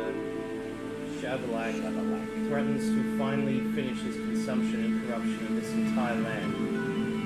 We wish to aid in his destruction and the restoration of this continent as a whole. We would rather not have hostilities if we can help it. Please make a normal persuasion check. Okay. It is the one rare time I try to use my bloody title and it doesn't do shit. 26. Shavalak, states the commander. He looks at the other raids. They look back at him silently. He stares at you and he says, My name is Zumok, captain of the guards. We were the last line of defense against the minions of the spirit of corruption known as Shavalak. The spirit was capable of infecting the hearts and minds of others, causing them to commit unspeakable acts. Before others realized what had happened, our ruler, Quomek, declared himself emperor and put to death anyone not disavowing Ubtao.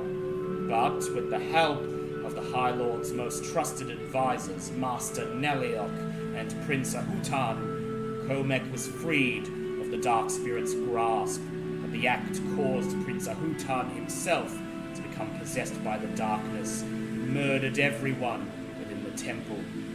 Using a holy artifact, Quomek called upon an aspect of Ubtao and sealed Shavalak's power within the dungeons below, which would then forever become Quomek's tomb.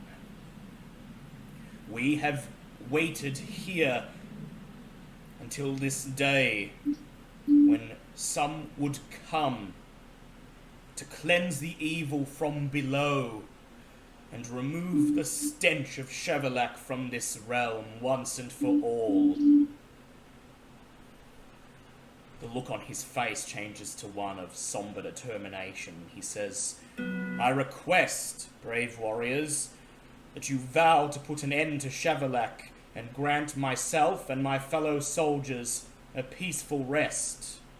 At this, Messica steps forward. She immediately bows her head and says, I promise. Very well. We shall grant you your eternal rest, and we shall cleanse this land as we have already promised.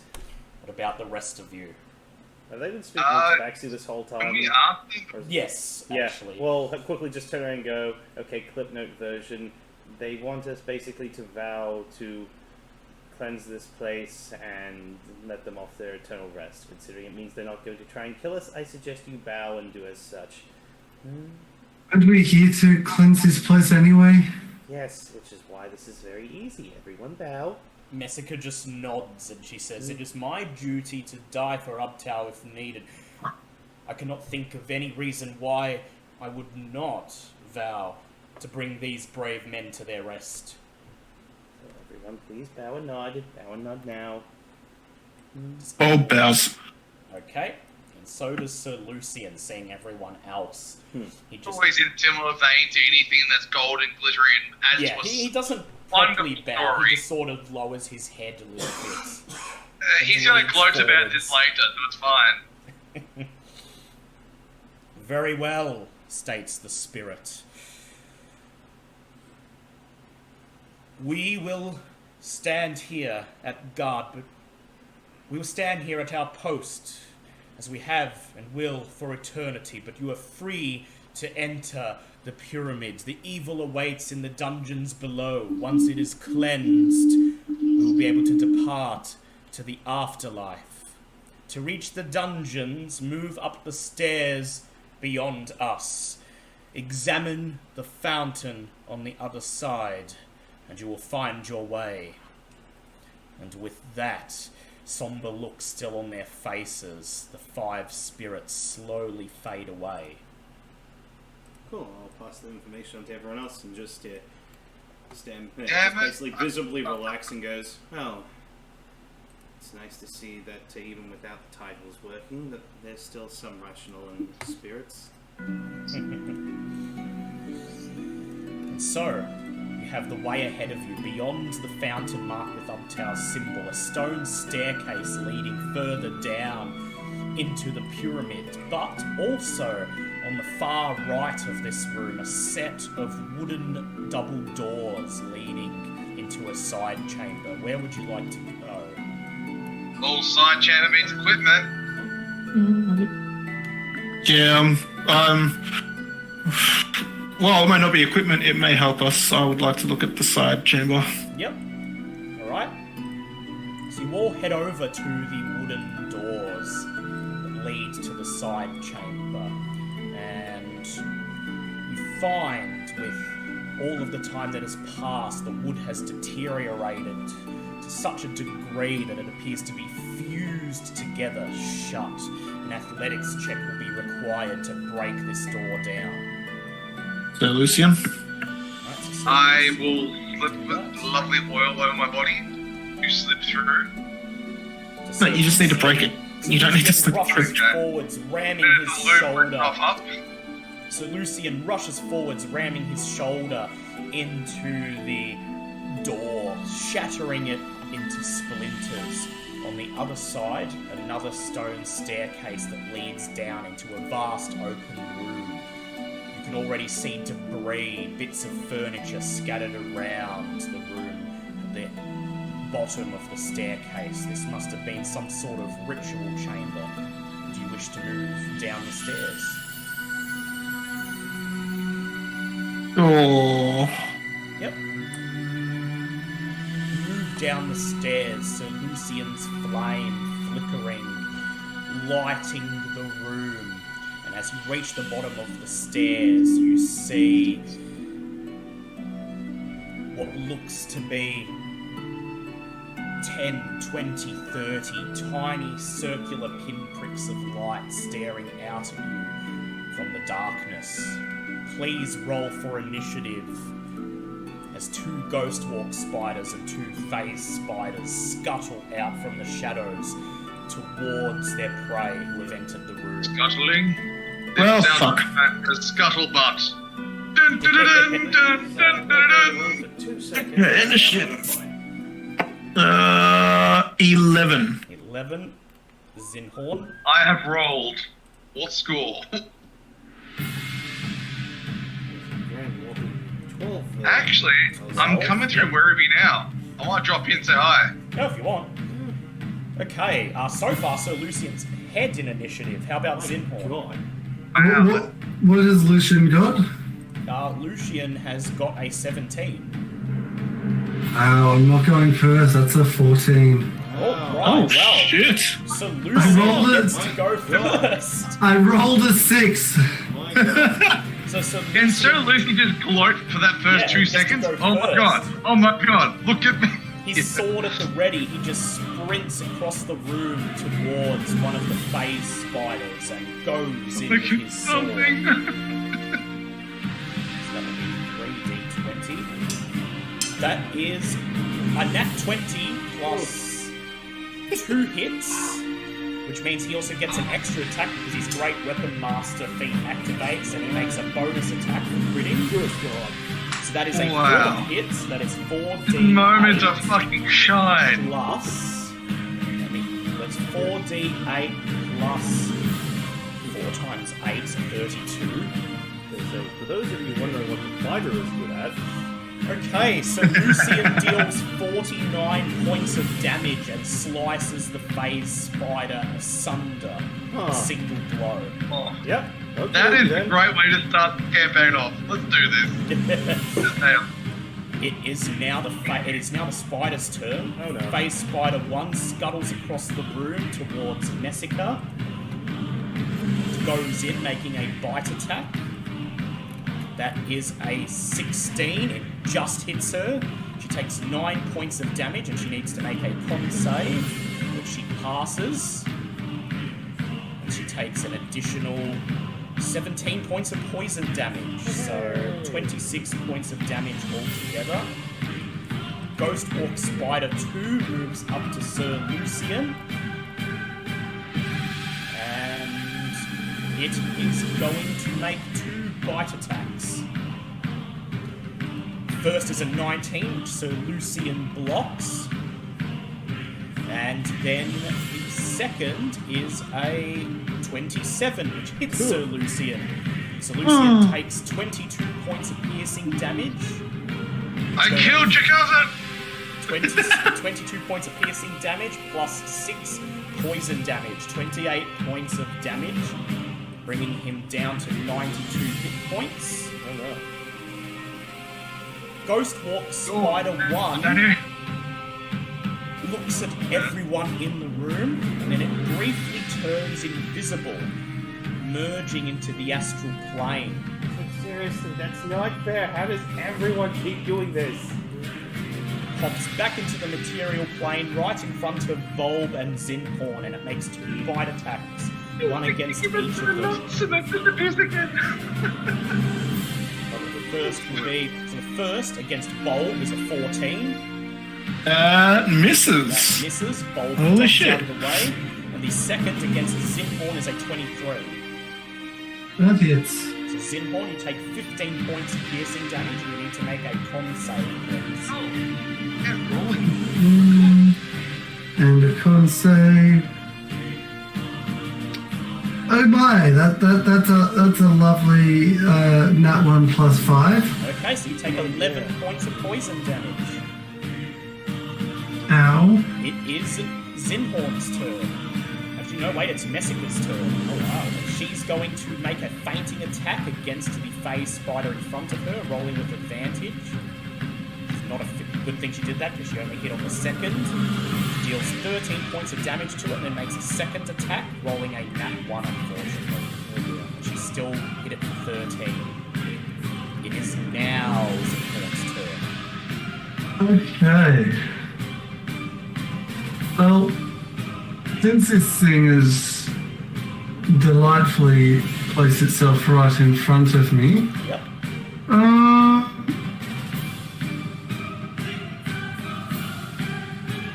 that doesn't work.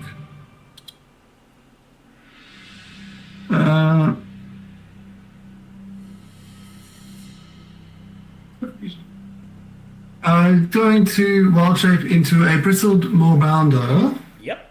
So what now? Bristled moorbounder. Have you turned into one of those before. No, he is I was not. going to say, that's a new one. I have, yes. Yes. What is it called? A Rissole Baranda. Bristled Moorbounder. Ah, yes, yes. BRISTLED. I missed that. Not a beef rissole. No. Bristled. Okay. Rissole. Sorry. Well, I missed Hairy bounder. Yeah, hands down. I called a panda. Oh, shut the fuck up. Okay, sugar boy. Focus. I had And cheeseburgers. I had ram. Going to... Okay, so I'm going to just do a multi-attack. Yep, and you will be rolling with disadvantage as the Ghostwalk spider constantly phases in and out of the material plane with disadvantage on anyone who tries to attack it. Well, I rolled a 18 and a 12 plus 6, so that's 18. 18, that To hit. is a hit. Roll your damage. And it is 2d6, that's these things right here. That is 8 plus 4 is 12 points of slashing damage for the first one. Yep, And then claw attack. yep. Again, that's an 18 to hit with disadvantage. And that is 4d4. Okay, actually have to roll these ones. Show those 4. That is cocked. 4, 7, 10, 12 plus 4 is 16 points of slashing for the claw attack. Lovely. Okay, Robert, you are up. Okay. Looking at Zinhor involved, looking at Solution Holdown. Yeah, they've probably done this for 10 seconds. They're helping to move the smaller ones so we can focus fire. So I'm just going to Eldritch Blast the face spider a little bit. Yep, go ahead, roll to hit it. So some disadvantage on the Disadvantage, yep, for the face spider as well. 6 times to make sure. First one, 18 to That's a hit. hit. Second is going to be 17. That's a hit. Third is going to be 16. Wow, That is a hit. Go ahead, roll your Alrighty. damage. 14 on the first because I brought back agonizing blast, so I get my +5 to that, which is fine. Is 6 on the second, so so far. And then that's the 12 on top of that, so that's 32 points of force damage. 32 points of damage. You hit the phase spider, blasting it across the room, hits the ground and fades away as its life drains from its So body. looks at next to make sure she's okay and goes, you can learn how these things work. It is Sir Lucian's turn again, and he just raises his sword. I haven't had a turn. Oh, yeah, sorry. Yeah, it's Bolt. done. Go ahead, Bolt. I'm going to use my action to Thorn Shape, Yep. which gives me 42 temporary hit points, and bonus action to activate my shield. I didn't do much, but I wanted my action to actually do that. Superhead. Yes. So basically, I just defensed myself up Yep. to get ready for my next turn. Well, Next use turn. iron defense. Defense went sharply. It is Sir Lucian's turn. He grabs his sword and goes in, swinging at the spider in front of him with disadvantage. He still manages to get 3 hits, though, because he God. does get plus 15 to hit. I'd like to think with a plus. Well, he can't miss. Yeah. He said the AC was 15. Yeah, so he physically, can't- yeah, he can't miss. He physically cannot miss, only My with a nat God, 1. he reaches through the damn ethereal plane. Never heard of it. He deals 39 points of damage to the phase spider, and then he's going to spend a superiority dice to add an extra 10 points of damage with my a God. precision strike. Jesus. You can We're just stacking these up. Oh, he's gonna Slashing gloat off about this for a couple while. of its legs. His theme song just needs to be the Juggernaut's theme from Deadpool 2. Just every time he gets into this sort of mode. Stop this, It is motherfucker. your enemy's turn. Ghostwalk Spider 2 makes 2 bite attacks against Sir Lucian. There's a 13 and a 19, so he blocks them deftly with his shield. And And in fact, he's going to use his reaction to make a riposte attack, giving him a free melee attack against this spider. Which of course he nat 20s on. Meaning he gets an extra attack. Oh, for fuck's Because of his sake. great weapon master. Again, if he's it wasn't- 19. If it wasn't for the fact that Lucian's technically a gigantic asshole, this would be insane, wouldn't it? Yeah. So that is going to be, for the nat 20, 30 points of damage, plus 11 points of damage. And Sir Lucian leaps forwards and slices the Ghostwalk spider's head clean off. Wow, this is... Again, it's just, Wow. you just hear Paul from the other side of the room going, you know, I'd be really impressed if you weren't trying to actively get me banned from Port Neanderthal. Ghostwalk Spider 2 charges a bulb and makes a bite attack. That is an 18 on the first. Damn it, that just hits. So bulb takes Even with my shield. 16 points of piercing damage, and you need to make a con save, please. I get to do those with advantage because of a feat that I took. Hey, 14 plus 8, that's 22. 22, yep, so you take 7 points of poison damage. Yep, so that's... poison damage. And then, Thank you. Oh, I'm thorn-shaped, which means it takes 9 points of damage, piercing damage. yeah, so it does 9 points of piercing damage. It recoils. Because I am currently covered in poisonous thorns. Recoils away, turns its attention to Zinhorn instead, reaches out with the two of its forelegs, and that is Zinhorn a 22 to hit. Hits. So Zinhorn, it wraps you in its legs and carries you into the astral plane. Aw, lucky. And there, in the astral plane, with its legs wrapped around you, it opens its mouth and covers you in astral silk and then just leaves you there, returning to the material plane. Your eyes go wide as you see 20 or 30 phase spiders sprinting through the astral plane towards the prey that their mother has left for them. Lucky. Be a 1. That means it is now Messica's turn. She's going to rush straight up to the Ghostwalk spider. She's making a fainting attack, which means she gets to make her next attack normally. That is a 21. She hits it and deals 10 points of damage. And she goes in again with disadvantage, and nat 1's able to strike it. Okay. It is now Zinhorn's turn. Zinhorn, you are trapped in the astral plane. Oh, wait. No. Yeah. You are trapped in the astral plane. You must attempt to break free of the webs. Please. Well, make an considering athletics. I do 2d4 piercing damage to anything around me, Ah, yes, that'll give you advantage as you tear some of the webs off. Please roll athletics advantage. athletics with advantage.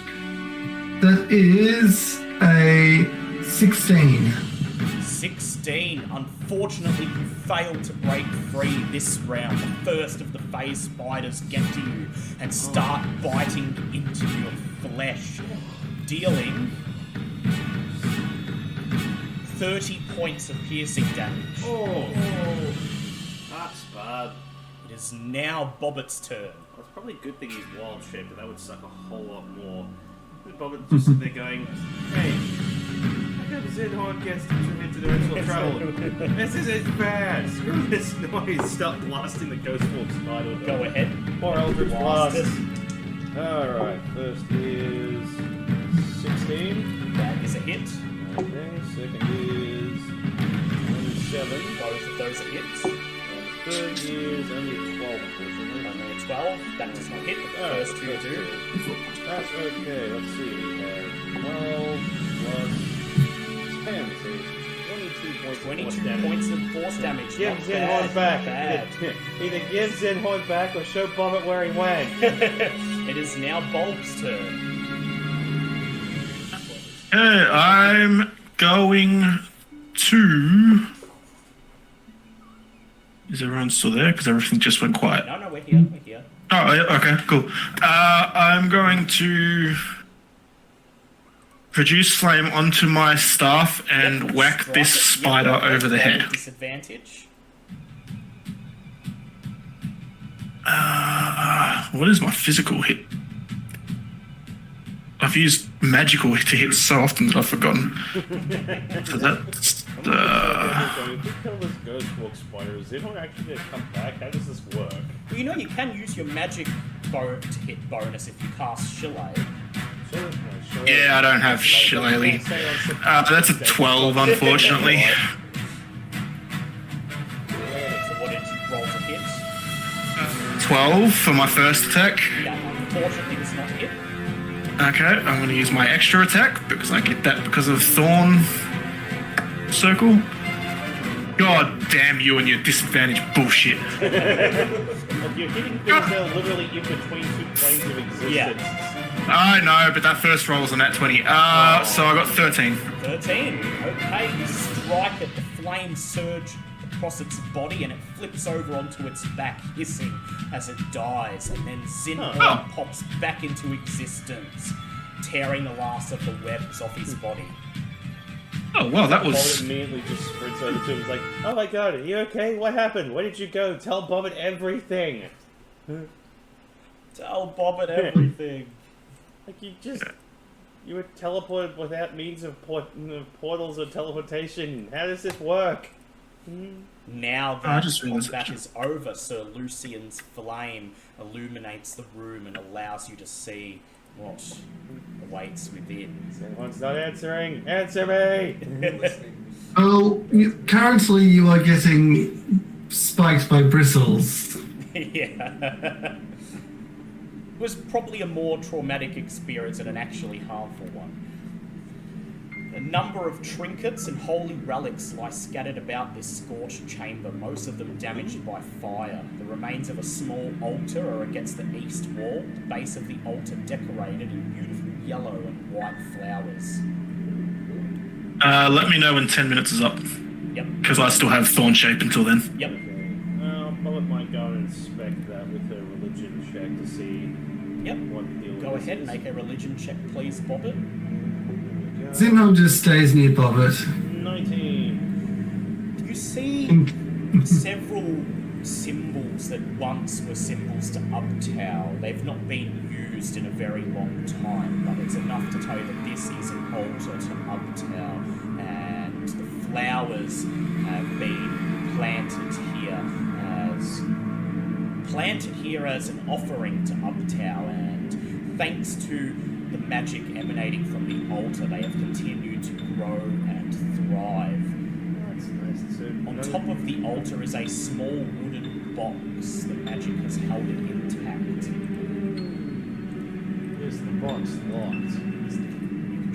You can try to see. Wait. Does Wald still have detect magic going? Yeah, detect magic is an hour, so... You can detect some conjuration magic coming from the altar itself. Likely this is what sustains the plants, but the box just appears to be a normal box. Is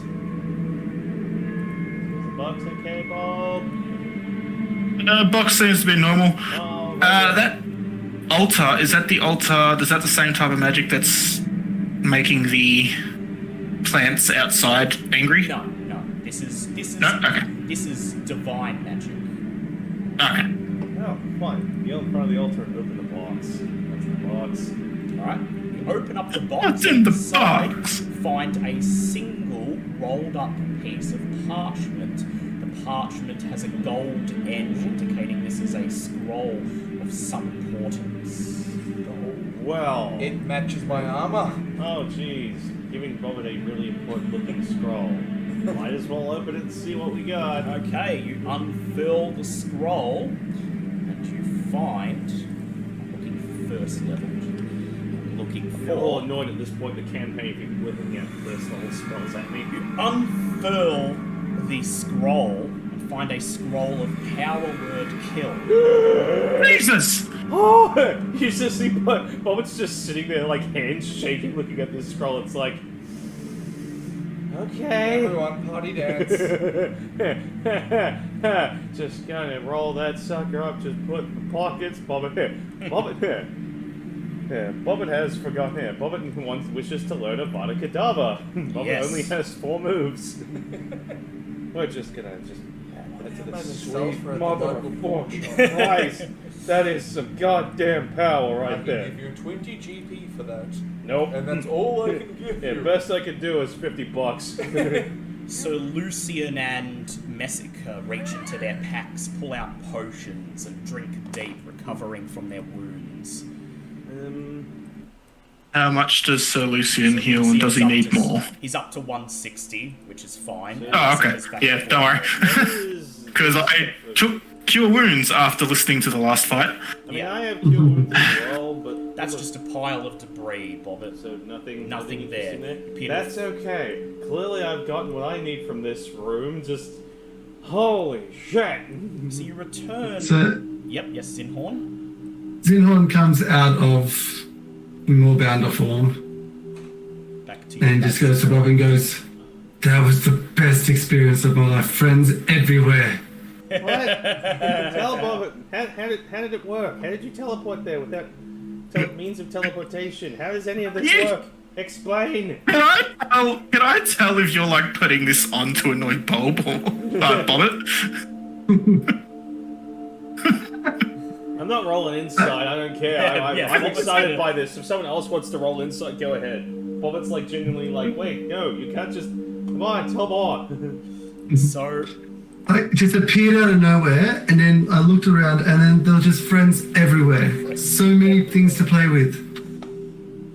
and so And then you brought me back. Bobbit's not even going to try insight because Bobbit knows that Zinhorn wouldn't lie to her. yes. Oh my god, if we come across another fucking spider, you're going to willingly get wet. Yeah, Let's willingly go there. So you return to the main chamber and stand at the top of the stone staircase that leads down further into the pyramid. Thankfully, this time, as Sir Lucian's light illuminates the darkness, you see no signs of movement stepping down into the great hall. This room is covered in broken furniture, rotted plants, and scattered bones. Smears of dried blood stain the stonework all along the walls and floors. The symbol of Ubtao is barely visible beneath the debris. A cylindrical pool of dark water sits atop a dais on the westernmost side of the chamber.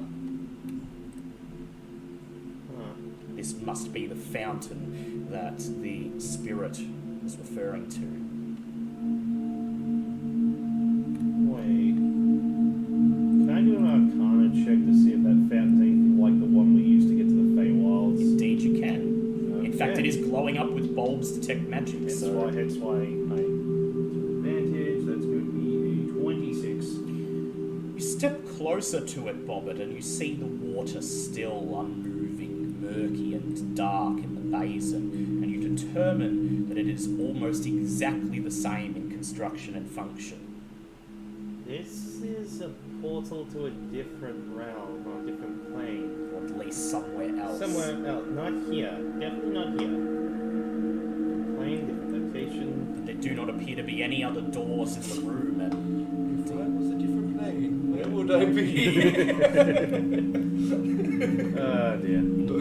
Messica just looks around and she shrugs and she says, I see no other way forward. We have no choice but to step through the portal. Can't go over it, can't go under it, we'll have to go through it. You mean vaporize? So who wants to go through the random portal to the unknown location first? I know how to get there. It might take you to the astral plane, Bobbit. Yeah, it might. I mean, Bubba was going to volunteer anyway, but Okay. just wanted to be nice and see if anyone else wanted to go first. Nope. So, Bobbit, Takers? as the first one to approach the basin and look into it, I'd like you to make a wisdom save, please. Oh no! Oh no. Oh no. I mean, I have +7 to wisdom save, so I'm not expecting this to... Oh, sweet Jesus, that's a 9. I rolled a 2 + 7. That's a 9. Well, nice knowing Okay. everybody. Woo! I'm probably screwed. So, you take 9 points of psychic damage and open your mouth, involuntarily letting out a scream. The water is actually a mass of writhing shadows. Staring beyond these writhing shadows, you see that the pool itself is actually the entrance to a shaft that descends below this room into the catacombs below. Narrow steps are set around the inner wall of the shaft, leading down into pitch darkness. Someone else can look now. Anyone? No. Lucky I didn't step in it. Yeah, Messica sees you recoil and she moves forward. She peers down. You see a look of shock emerge on her face, but then she turns around and she says, "The way down is through there, but I don't like the looks of whatever's waiting." Am I still in fawn check? Yes, you are. Cannonball! I'm not even going to look. Yeah. You just run. Bulb just runs forwards, leaps through the massive shadows, and lands on the narrow spiral staircase below. See, Bobbit watches this and goes, "Wait, so Bob's not scared of the scary pool, but Bobbit is? Insanity, I say!" Jumps it after him. Messica shrugs, climbs over the edge of the basin, and Sir Lucian follows. Zinhorn, you are left alone. What do you do? Well, when in Rome, or when locked in temple, Begin to make your way down the narrow stone staircase that leads down the shaft. The only means of vision you have at all is the flickering flame lights from Sir Lucian's flame. Otherwise you would think that you've been swallowed up by living darkness. During your descent, strange, unintelligible whispers echo through the area. Okay, we're back here again. Guys, the voices are back again. Eventually, the staircase ends. Your feet touch down on compacted earth. Around you, you see a mass of half-collapsed, narrow caverns carved into the earth itself. The only means you have of knowing knowing the right way to go is this ever-present sense of dread, evil, and corruption that seems to beat like a heart from somewhere deep inside this catacomb. How would you like to hone in on it to know the way to go? Let's go with directions. Well, someone can make an insight check to try to determine the correct direction. Bulb can make it with advantage because he has detect magic activated. I might as well. Oh, good. Bobbit's allowing anyone else to do wisdom stuff for the moment, because that sucked. 12 plus 5, that is 17. 12 plus 5. So, Bulb, you raise your hand, halting the party, looking around and sensing the source of this dark magic, while the indecipherable whispers continue chattering away in your ears. And tuning to it, you determine it comes from somewhere to the northwest. So you beckon for the party to follow you, leading them through the catacombs to the northwest. After a few minutes of making your way... Well, for some reason the map's not loading. Sorry, just give it Oh, a wait. Let's give it a sec. As you make... After a few minutes of making your way through this twisting maze of collapsed corridors, passing by tunnels blocked by debris, stone doors that have long ago shattered and crumbled away, you find yourself staring at a set of 2 thick stone double doors. On the other side of them, you can feel an intense sense of corruption beating You've found the heart of this place. What would you like to do?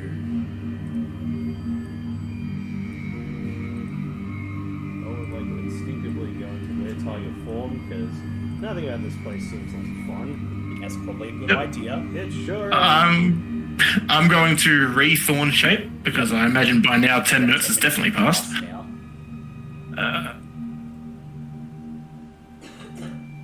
And I'm going to apply Produce Flame to my staff. Yep, you're gonna Zinhorn, Bulb gonna activate your shields. Yes, actually. As your I need to shields activate. fly up and begin to circle around you, step towards the foreboding stone doors. There's something about them that unnerves you, even though they are nothing more than stone slabs, featureless, no carvings on their smooth surface. Sir Lucian, would you like to roll an athletics check, please? I'll let you roll for me. Oh, wait. No. Go ahead, roll the real dice. Oh, Just a d20, please. Just a Roll. d20, man. You don't need all of them. God. Oh wow, these are very nice. Thank you. Yeah, the white gold I thought was a nice touch. That was They don't seem to like you, Let's though. spend an inspiration and roll that again. They don't seem to like you very much. 19, 16, much better. So Lucian groans as he slams his shoulder into the stone doors, and they, with a loud crash, they burst open, revealing the room on the other side. Strange greenish glow emanates from this chamber. The walls are painted in rich colour patterns, its beauty masked by the sickly green hue. A container constructed of dark red stone is set into the floor in the centre of the chamber, a sarcophagus. On the north wall, several jugs and decorative relics are placed in carved stone insets. Between them, a 5-foot diameter stone disc hangs on the wall. The disc is decorated with several precious gems placed in the midst of a sigil. Carvings are intertwined around a carving of a complex maze in the centre. Bobbit, you instantly recognise this as the symbol of Ubtao. Well, good news is... Standing beyond the sarcophagus with the stone disc behind him is a knight wearing plate armour. Where his head would be, where his face once was, there is a skull, its eye sockets glowing like red flames.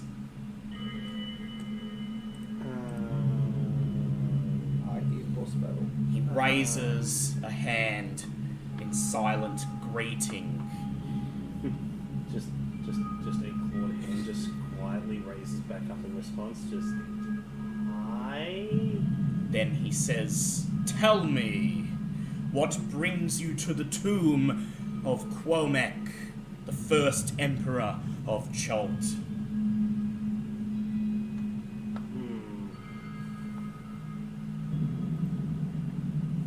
Trying to think of a way to explain this one. Say to stop Chevalak. I'm back. Sorry. So you're just going to say... Does it speak? What language does it speak? You don't know what language it's speaking. All you know is that as its voice booms out, you can all instinctually Oh, understand. everyone can hear it. Okay, I thought it was just me. Okay, they're here to stop Chevalak from continuing its path of corruption across Chult. Also, we thought it'd be nice to pay respects to the first emperor. Ah, says the skeleton knight. Looks at each of you in turn, and he says, "I am Ahutan, the son of Quomek. My father lies in the sarcophagus before me. His rest eternal torment, as it should be, as he brought ruin to this city and to his people, and my duty is to guard him, to wait here for the day when friends of Ubtao would arrive. Oh, Friends who would stop Chevalak." well, this is Can- good news then. Can I do a religion check to see how Death Knights are created? You can. What is my religion? Oh, this is only +2. Come on, good roll, come on. Hey! Okay, that is a soft 20. I rolled an 18. Soft 20, okay. So you stare at the strange figure as he talks, and you remember reading of terrible, evil souls, Death Knights. They are essentially the martial equivalent of a lich, a blackguard, fighter, or paladin of an evil cause who is so bound to their evil cause that they continue to serve it even after death. Their dark patron bestowing upon them powerful undead abilities. Okay, now that I know that, how do I tell the others about letting him hear me? I don't know, how do you? Let me have a look at my abilities, because I don't think anything fucking does this for me. Architan continues.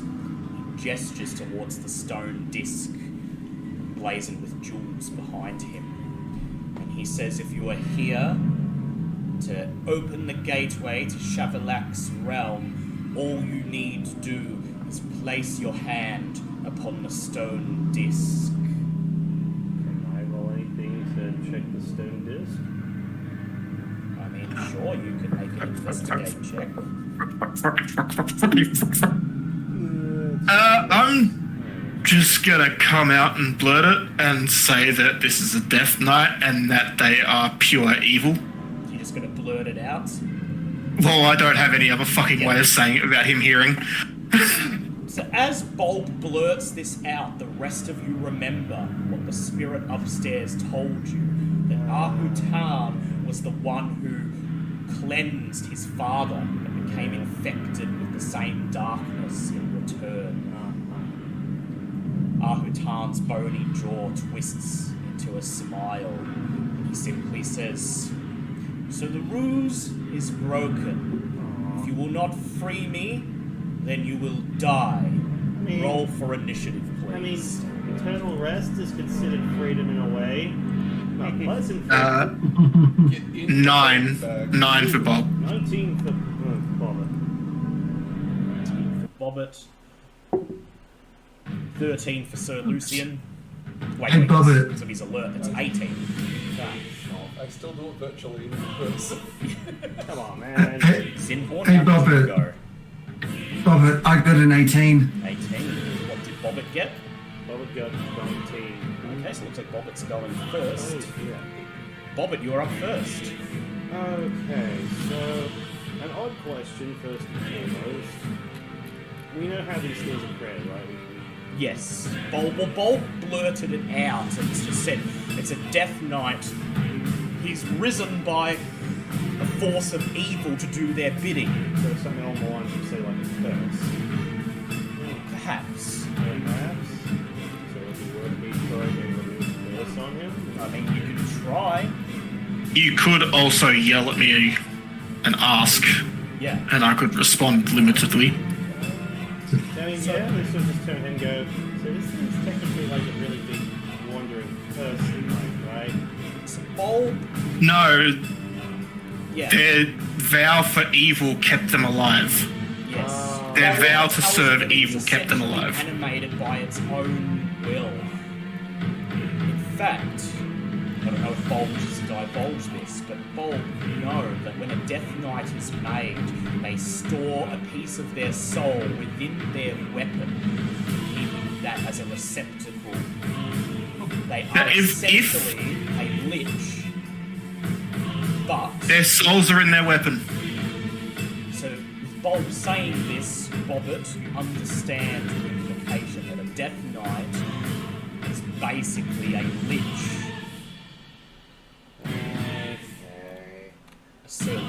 If Sir Lucian was a lich, what happens when a fighter is granted eternal life rather than a spellcaster? Right, well, mildly This is all annoying, garbage, but okie dokie then. In that case, I'm going to use my action to cast Armor of Bones on myself, which is going to look absolutely dope as shit in my were-tiger form. Yep. So just casually have Bones basically plate over this lovely were-tiger and just goes, Guess we're doing this the hard way then. Figures. Oh, Bulb's already blurted it out and alerted it. Yep, So and I will move up towards the Death Knight. rush towards the Death Knight. I Go can't into attack at the moment, but at least this way yeah, it's not you're gonna... right up close. Is there anything else I could do with bonus actions? Yeah. I don't think so at the moment. Okay, at the end of your turn, he uses a legendary action to strike at you with his obsidian black longsword. That makes sense. That is an 18 to hit. That doesn't hit. Yes. Let me just make sure. Let me just check to see if that does anything for Armor of Bones. No, it has to be a successful attack to do it. But no, my AC with Wear Tiger and Armor of Bones, my AC is about 23 at the moment. It is now the Nice. Death Knight's turn. He raises his hand, the one that's not holding the sword, and you see a magical ball of purple fire materialize within his fingers. He raises his hand and hurls the Hellfire Orb, you can only use this ability once per day, right into the center of the crowd. I need Zinhorn, Bulb, Sir Lucian, and Messica all to make dex saves, please. I'm glad I moved. Roll Just for Sir Lucian. That is a failure for Sir Lucian. That You've is got none left. Yours. dex save, so that is a 14. 14. Okay, so there's a failure for Zinhorn. How did Bulb go? Sorry, I was muted. That was a 4. Failed. Okay, that is a pass for Messica. Oh, that's So good. each of you take 38 points of fire damage, including Messica. Makes sense. But then... 38, did you say, Yep, sorry? 38. But then Zinhorn, Bulb, and Sir Lucian each take 33 points of necrotic damage, and Messica takes 16. 33. Okay, my thorn shape is dead. Oh, thank God. Thorn Shade, gone. So Sir Lucian... I still have it, I just don't have goes any of down the to 89 temporary hit points. Meanwhile, Bobbitt's just sitting there looking at everyone else going, woo! That looked like it sucked. It is now Sir Lucian's turn. Oh, that's definitely just charged. I mean, charge this in. guy has got to go. Yep. So, I hate him. so Sir Lucian is going to make use of his charger feat. He's going to ready himself.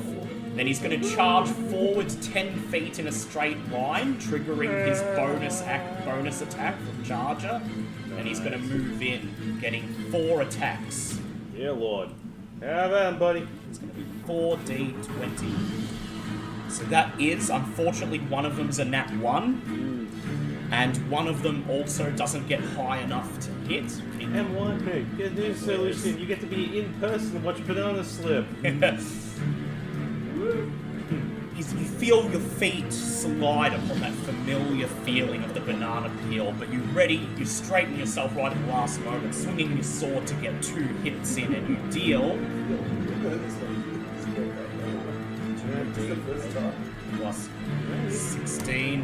Hey, this has been a recurring gag the entire campaign, man. This shows you. 24 points of damage to the Death Knight. Nice catch. And Sir Lucian will also spend one of his superiority dice to make a precision attack, getting an extra 1 point of damage. At the end of Sir Lucian's turn, the Death Knight uses a legendary action to swing his sword at Bobbit. Quick question. Yep. Is Death Knight considered undead? Yes, it is. Please make a wisdom Oh, most check definitely. before we go too much. However, he is immune to those effects. Well, no, that's pretty fair. Alright then. Yes. Fair. Raises his sword and swings at Bobbit. That is a 22 to hit. That still doesn't hit my AC. Yeah. 23. Just 23. again, not even using his shield or anything. Hits and just looks. Yeah, just hits the bone. Just look down, look back up. It is Zinhorn's turn. Is that Orby thing still up, or is No, that just sort of that once? exploded and it's gone. Oh, good. It left me with some low health here. So, Zinhorn is going to get angry Yep. and transform into an Alahant. Yep.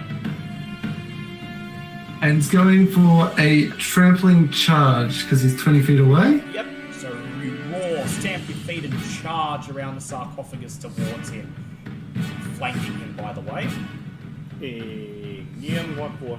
So it needs to make a strength save. Yep. He's going to make a strength save. That will be a 15. He does pass the strength save. So you said it was flanking, which means I get advantage.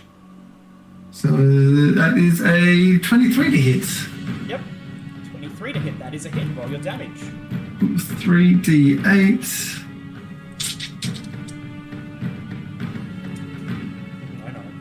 I know. That's 6, 11, and 2. That's 6, 8, 11, that's 13 plus 6 is 19 points of piercing damage. 10 points of piercing damage. Not bad at all. Okay.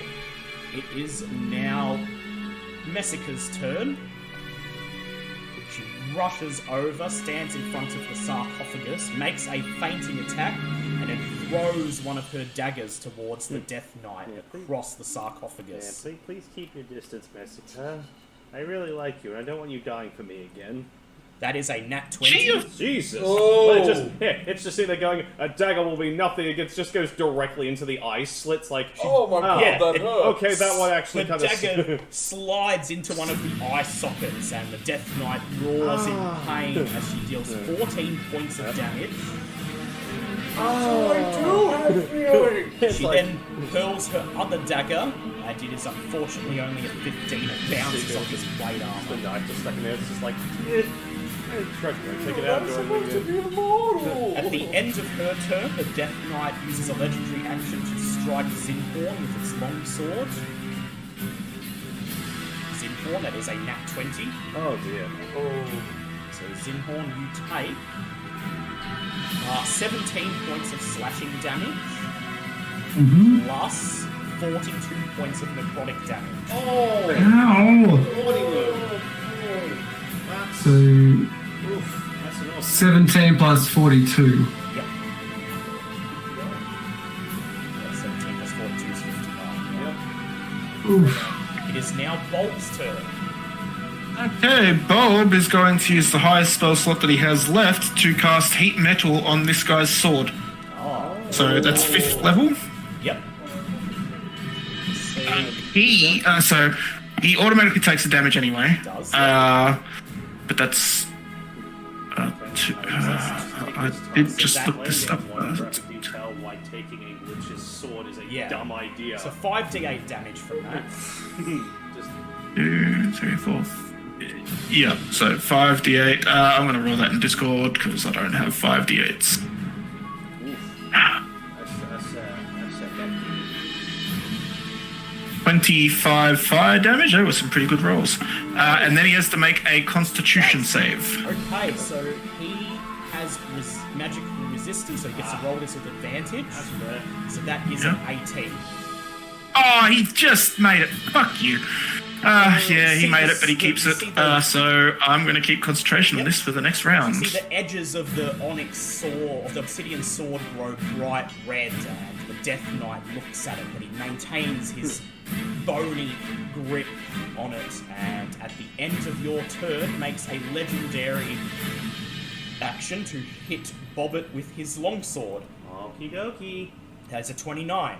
Okay, see that one hits, but he is going to take a. Why did I scroll past this? Where is it? Everything I do is Oh, down here. 3d6 piercing damage as I. Yep, so go ahead and roll that as your armor of bone snaps out towards him. Okay, so it's 7 points of piercing damage, but. So how much damage do I take from this? Because I'm guessing this is going to hurt a little bit. So first of all, you take 8 points of slashing damage, Okay. plus 26 points of necrotic damage. 6 plus 8, that's 4, isn't it? Yep. He's now out of legendary He actions. sure is. And it is Bobbitt's turn. Cool. Part of me wants to wail on him, however, I'm going to move directly in front of the Death Knight, so I'm sort of making sure that Massacre and Bulb Locked. and I'm going to cast Armor of Agathis on myself. Oh, just to good double idea. down, just to go the full trio of defenses complete. So yeah, so feel free to hit me again if you want. It is the Death Knight's turn.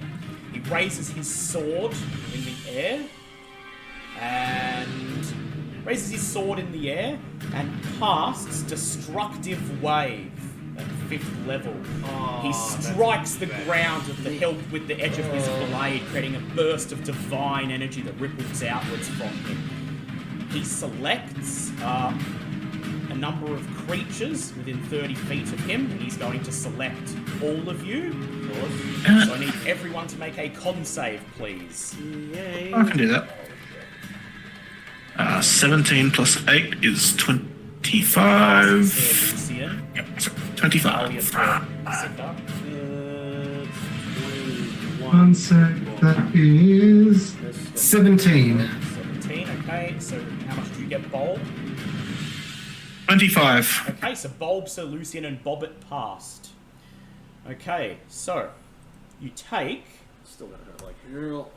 So, Bulb, Bobbit, and Sir Lucian take 14 points of lightning damage. Does that work with Armor of Agathis? Well, it's not a melee. That's Yes, Messica and Zinhorn take 28 points of lightning damage. And then Bulb, Sir Lucian, and Bobbit take 17 points of necrotic damage. And Zinhorn and Messica each take 34. And Zinhorn only loses 1 HP because that's all it's looking at over Elephant for. that was my temporary hit point. So Lucian is down to 60. Okay. 66. Fuck Death Knights. Yeah, these guys are not fucking around. It is... Oh, I need to make... I'm not even going to attempt to make con save, so he loses... I lose the heat metal. Oh, yep, okay. He loses the heat metal. Okay, it is Sir Lucian's turn, and he's going to start by using his bonus action to Second Wind, giving him 10 plus 24 hit points back, which brings him up to 90. Yeah, it does 90. 6 plus 24 is 90. And then he is going to swing with all 3 of his attacks. Go ahead, you may roll it 3 times. 4, that's... Let's see that in a moment. 4, 2, and 3. 4, 2, and 3. Let me just see what your hit is. Okay, so the 2 hits, the others do... The 2 does not hit, but the other 2 do. So that is 2 hits from Sir Lucian. So you get plus 14 to hit. Or plus 15 to hit. So 2d8 plus 16 is 26 points of damage.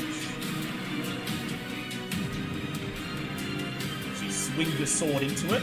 And then Sir Lucian is going to action surge. Rolling another 3 attacks, hitting with 3 more attacks, 3d8 plus 24, he deals 41 points of damage, and somehow the Death Knight is still up. At the end of Sir Lucian's turn, the Death Knight is going to spend all of his legendary actions.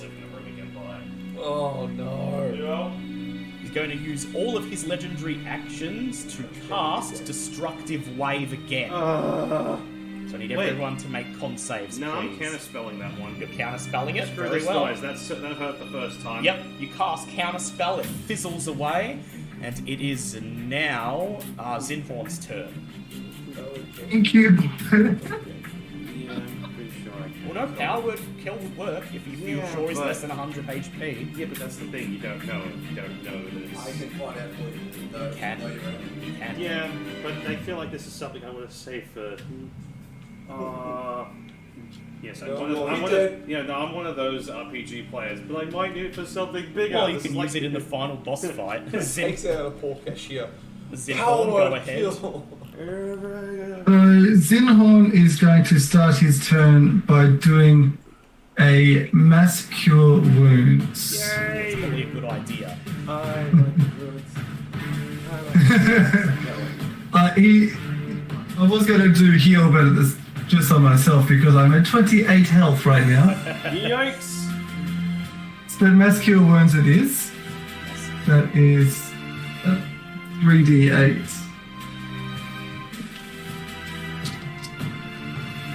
Oh, that's 7 and 7 is 14 and 6 is 20 plus 5, so it's 25 healing for everybody. I will take that. That's, Lucian's back up to 150. I'm going on record and saying I'm really glad he burned all three of his friggin' reactions to try and. Yeah, cast that now. He can't do it now, now. now we can't do it damn. Yep. Good. It And is then now. I'm going to Misty Step over to corner, Yep. using my one Misty Step per day, or per long rest, Yep. to get well and truly out of range of that sword. Yep. It is now Messica's turn. She draws her Kokesh sword, runs around and flanks the Death Knight opposite Sir Lucian. And she's going to go straight in with 2 attacks. The first is a 21, it hits. She deals 8 points of damage. Then she goes in with a second one, it's a 23, it hits. She deals 18 points of damage. The Death Knight stumbles, nearly falling over, and then he readies himself for the oncoming onslaught. It is now Bulb's turn. Bulb is just going to do heat metal again, but this time at 4th level. Yep, so roll the damage.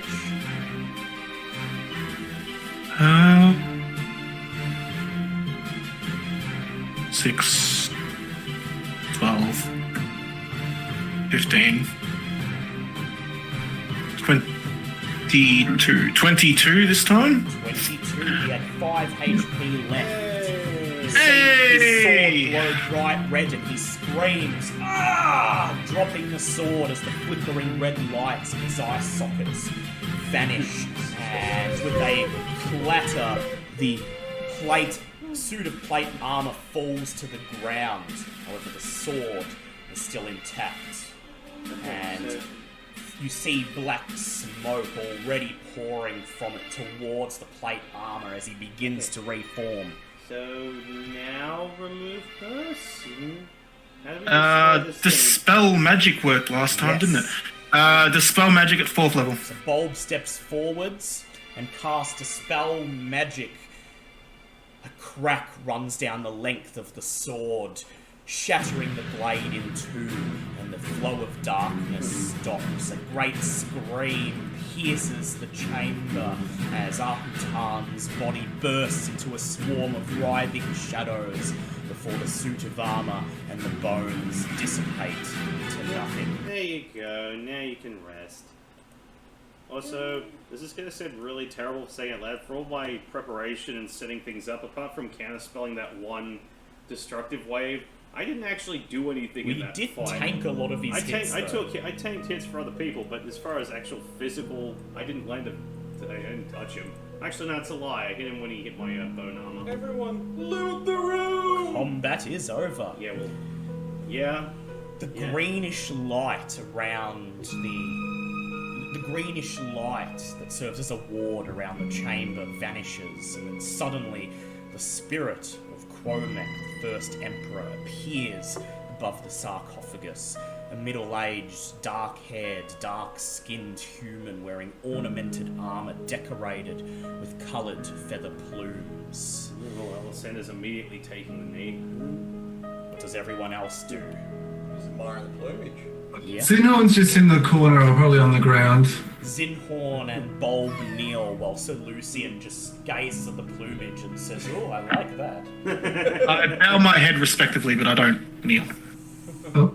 In fairness, I'm not kneeling, I'm just on the ground. Alexander might be technically evil, but come on, this is like the first emperor of all of Chult, so this is kind of the deal. The spirit of Quomek smiles. He looks at you each silently, and then he opens his mouth, and he says, "I know that Shavalak intends to return to Chult. This cannot be allowed. Shavalak is a corrupted aspect of Ubtao, a being of negative energy created by the abuse of power by mortals." He bows his head. "By my mistake. Since Ubtao has gone from the jungle, Shavalak can only grow more powerful. The dark spirit must be destroyed in his realm before he grows so powerful that none can stop him. I know not who you are, but you defeated my guardian, my son Ahutan, brought him to his eternal rest. And that speaks your intentions loudly. If you like, I may open the portal that leads into the Shadowfell." Can we take it? Can we take approximately 8 hours to rest before we go? Oh, you can rest once you arrive. He's just waiting there. Literally just hanging over his thing going, Oh, so... I've been dead for a while. what about this? Still more excited than waiting He for says time is of the essence, Yeah. but you deserve to catch your breath. He says the portal may be opened at any time. Reach into my sarcophagus, and inside you will find a shard of Shavalak himself. That is the key. Take it out to the plaza where the great maze is carved into the ground before the pyramid. Insert the shard into the very center of the maze, and the portal to the Shadowfell will open. Hey, first of all, dibs on that. 2 questions. Well, probably will kick it at this point because Alexander's still just kneeling. Just, what was points to the thing that was behind us that the Death Knight was interested in going, what would have happened if we'd done anything to that? He says, he looks at the stone disc and he says, "It is that disc that generates the ward that held Ahutan to this chamber. By placing your hand upon it, by having an outsider touch it, the ward would be dispelled, freeing him from this chamber, so that he may wreak his evil cause and serve Shavalak in the outside world." Fair enough. Next question. Oh, Do you good. have anything down here that could aid us against Shavalak?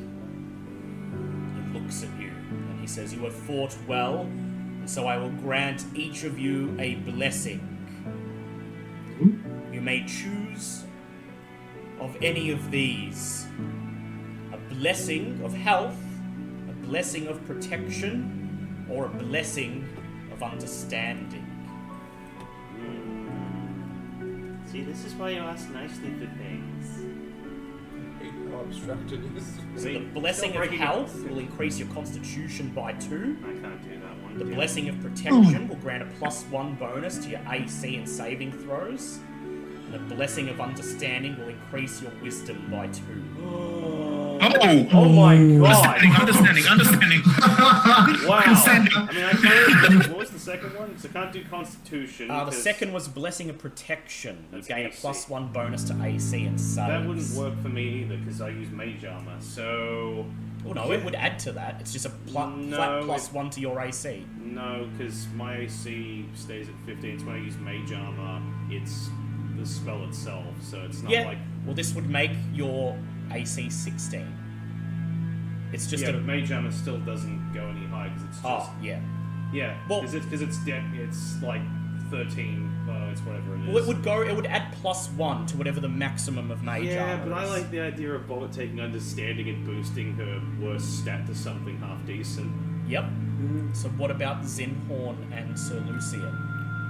Well, My constitution won't go up because I've got the amulet of health. Yes. Well, it can still go up a further 2 points. No, I believe don't it says think it says- that. Up to, for the blessing Up- of Yeah, health, but that's your, up to 22. but that's your original Constitution mod, yeah, not that's the right. Yeah, that's amulet correct. health. Because otherwise, yeah, I would have taken that one in a heartbeat.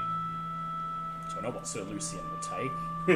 Yeah. Do I want to be even more buff than I already am? He gains Tough. 14 So this- HP from that. The AC would be nice, but the wisdom one would get me to a +6 for wisdom. Same. Nice buff. They've got, Would. I don't- That still saves now Yeah, 19. you're taking the blessing of Yeah, health, just so your take- max just HP take could go more up to health, man. 203. Help, more help. As is mine. Sorry, I have a big heart. Just hold on. I wonder what that is over there. Gilded armor or golden sparkling armor? Oh my god, spell saves 19. So you're Yeah. taking the understanding. So everyone's taking the understanding except for Lucian, who's taking the health. Yeah. If I was Quomac, wearing armor, I probably would have taken the AC, but never mind. Quomac smiles and he says, "So it is done. The blessings shall last until Shavalak is destroyed, and Ubtao's influence returns to Chult. My hopes go with you, heroes. Do me proud." He smiles once again and fades away, and then with the sound of scraping stone, the lid on his sarcophagus slides ajar. Bobbert is making a beeline for the shard of the evil piece of Ubtao. Just, yup, sorry, dibs. You reach into the sarcophagus, Bobbert, and you pull out a sharp triangular shaped shard. At first, it looks like just glass, but as you hold it up and it is illuminated by Lucian's flickering flame, you notice that it is pitch black. It's almost as if it is solidified darkness. Property of. Fancy. Cormac's voice booms across the chamber once more. Go to the stone maze, place it in the center, and then your final journey shall begin. And with that, I conclude this week's session. Yay! Each gain 1 point of inspiration. Yay! Yay! I replenished the one that I lost. Yay. Every day squad day.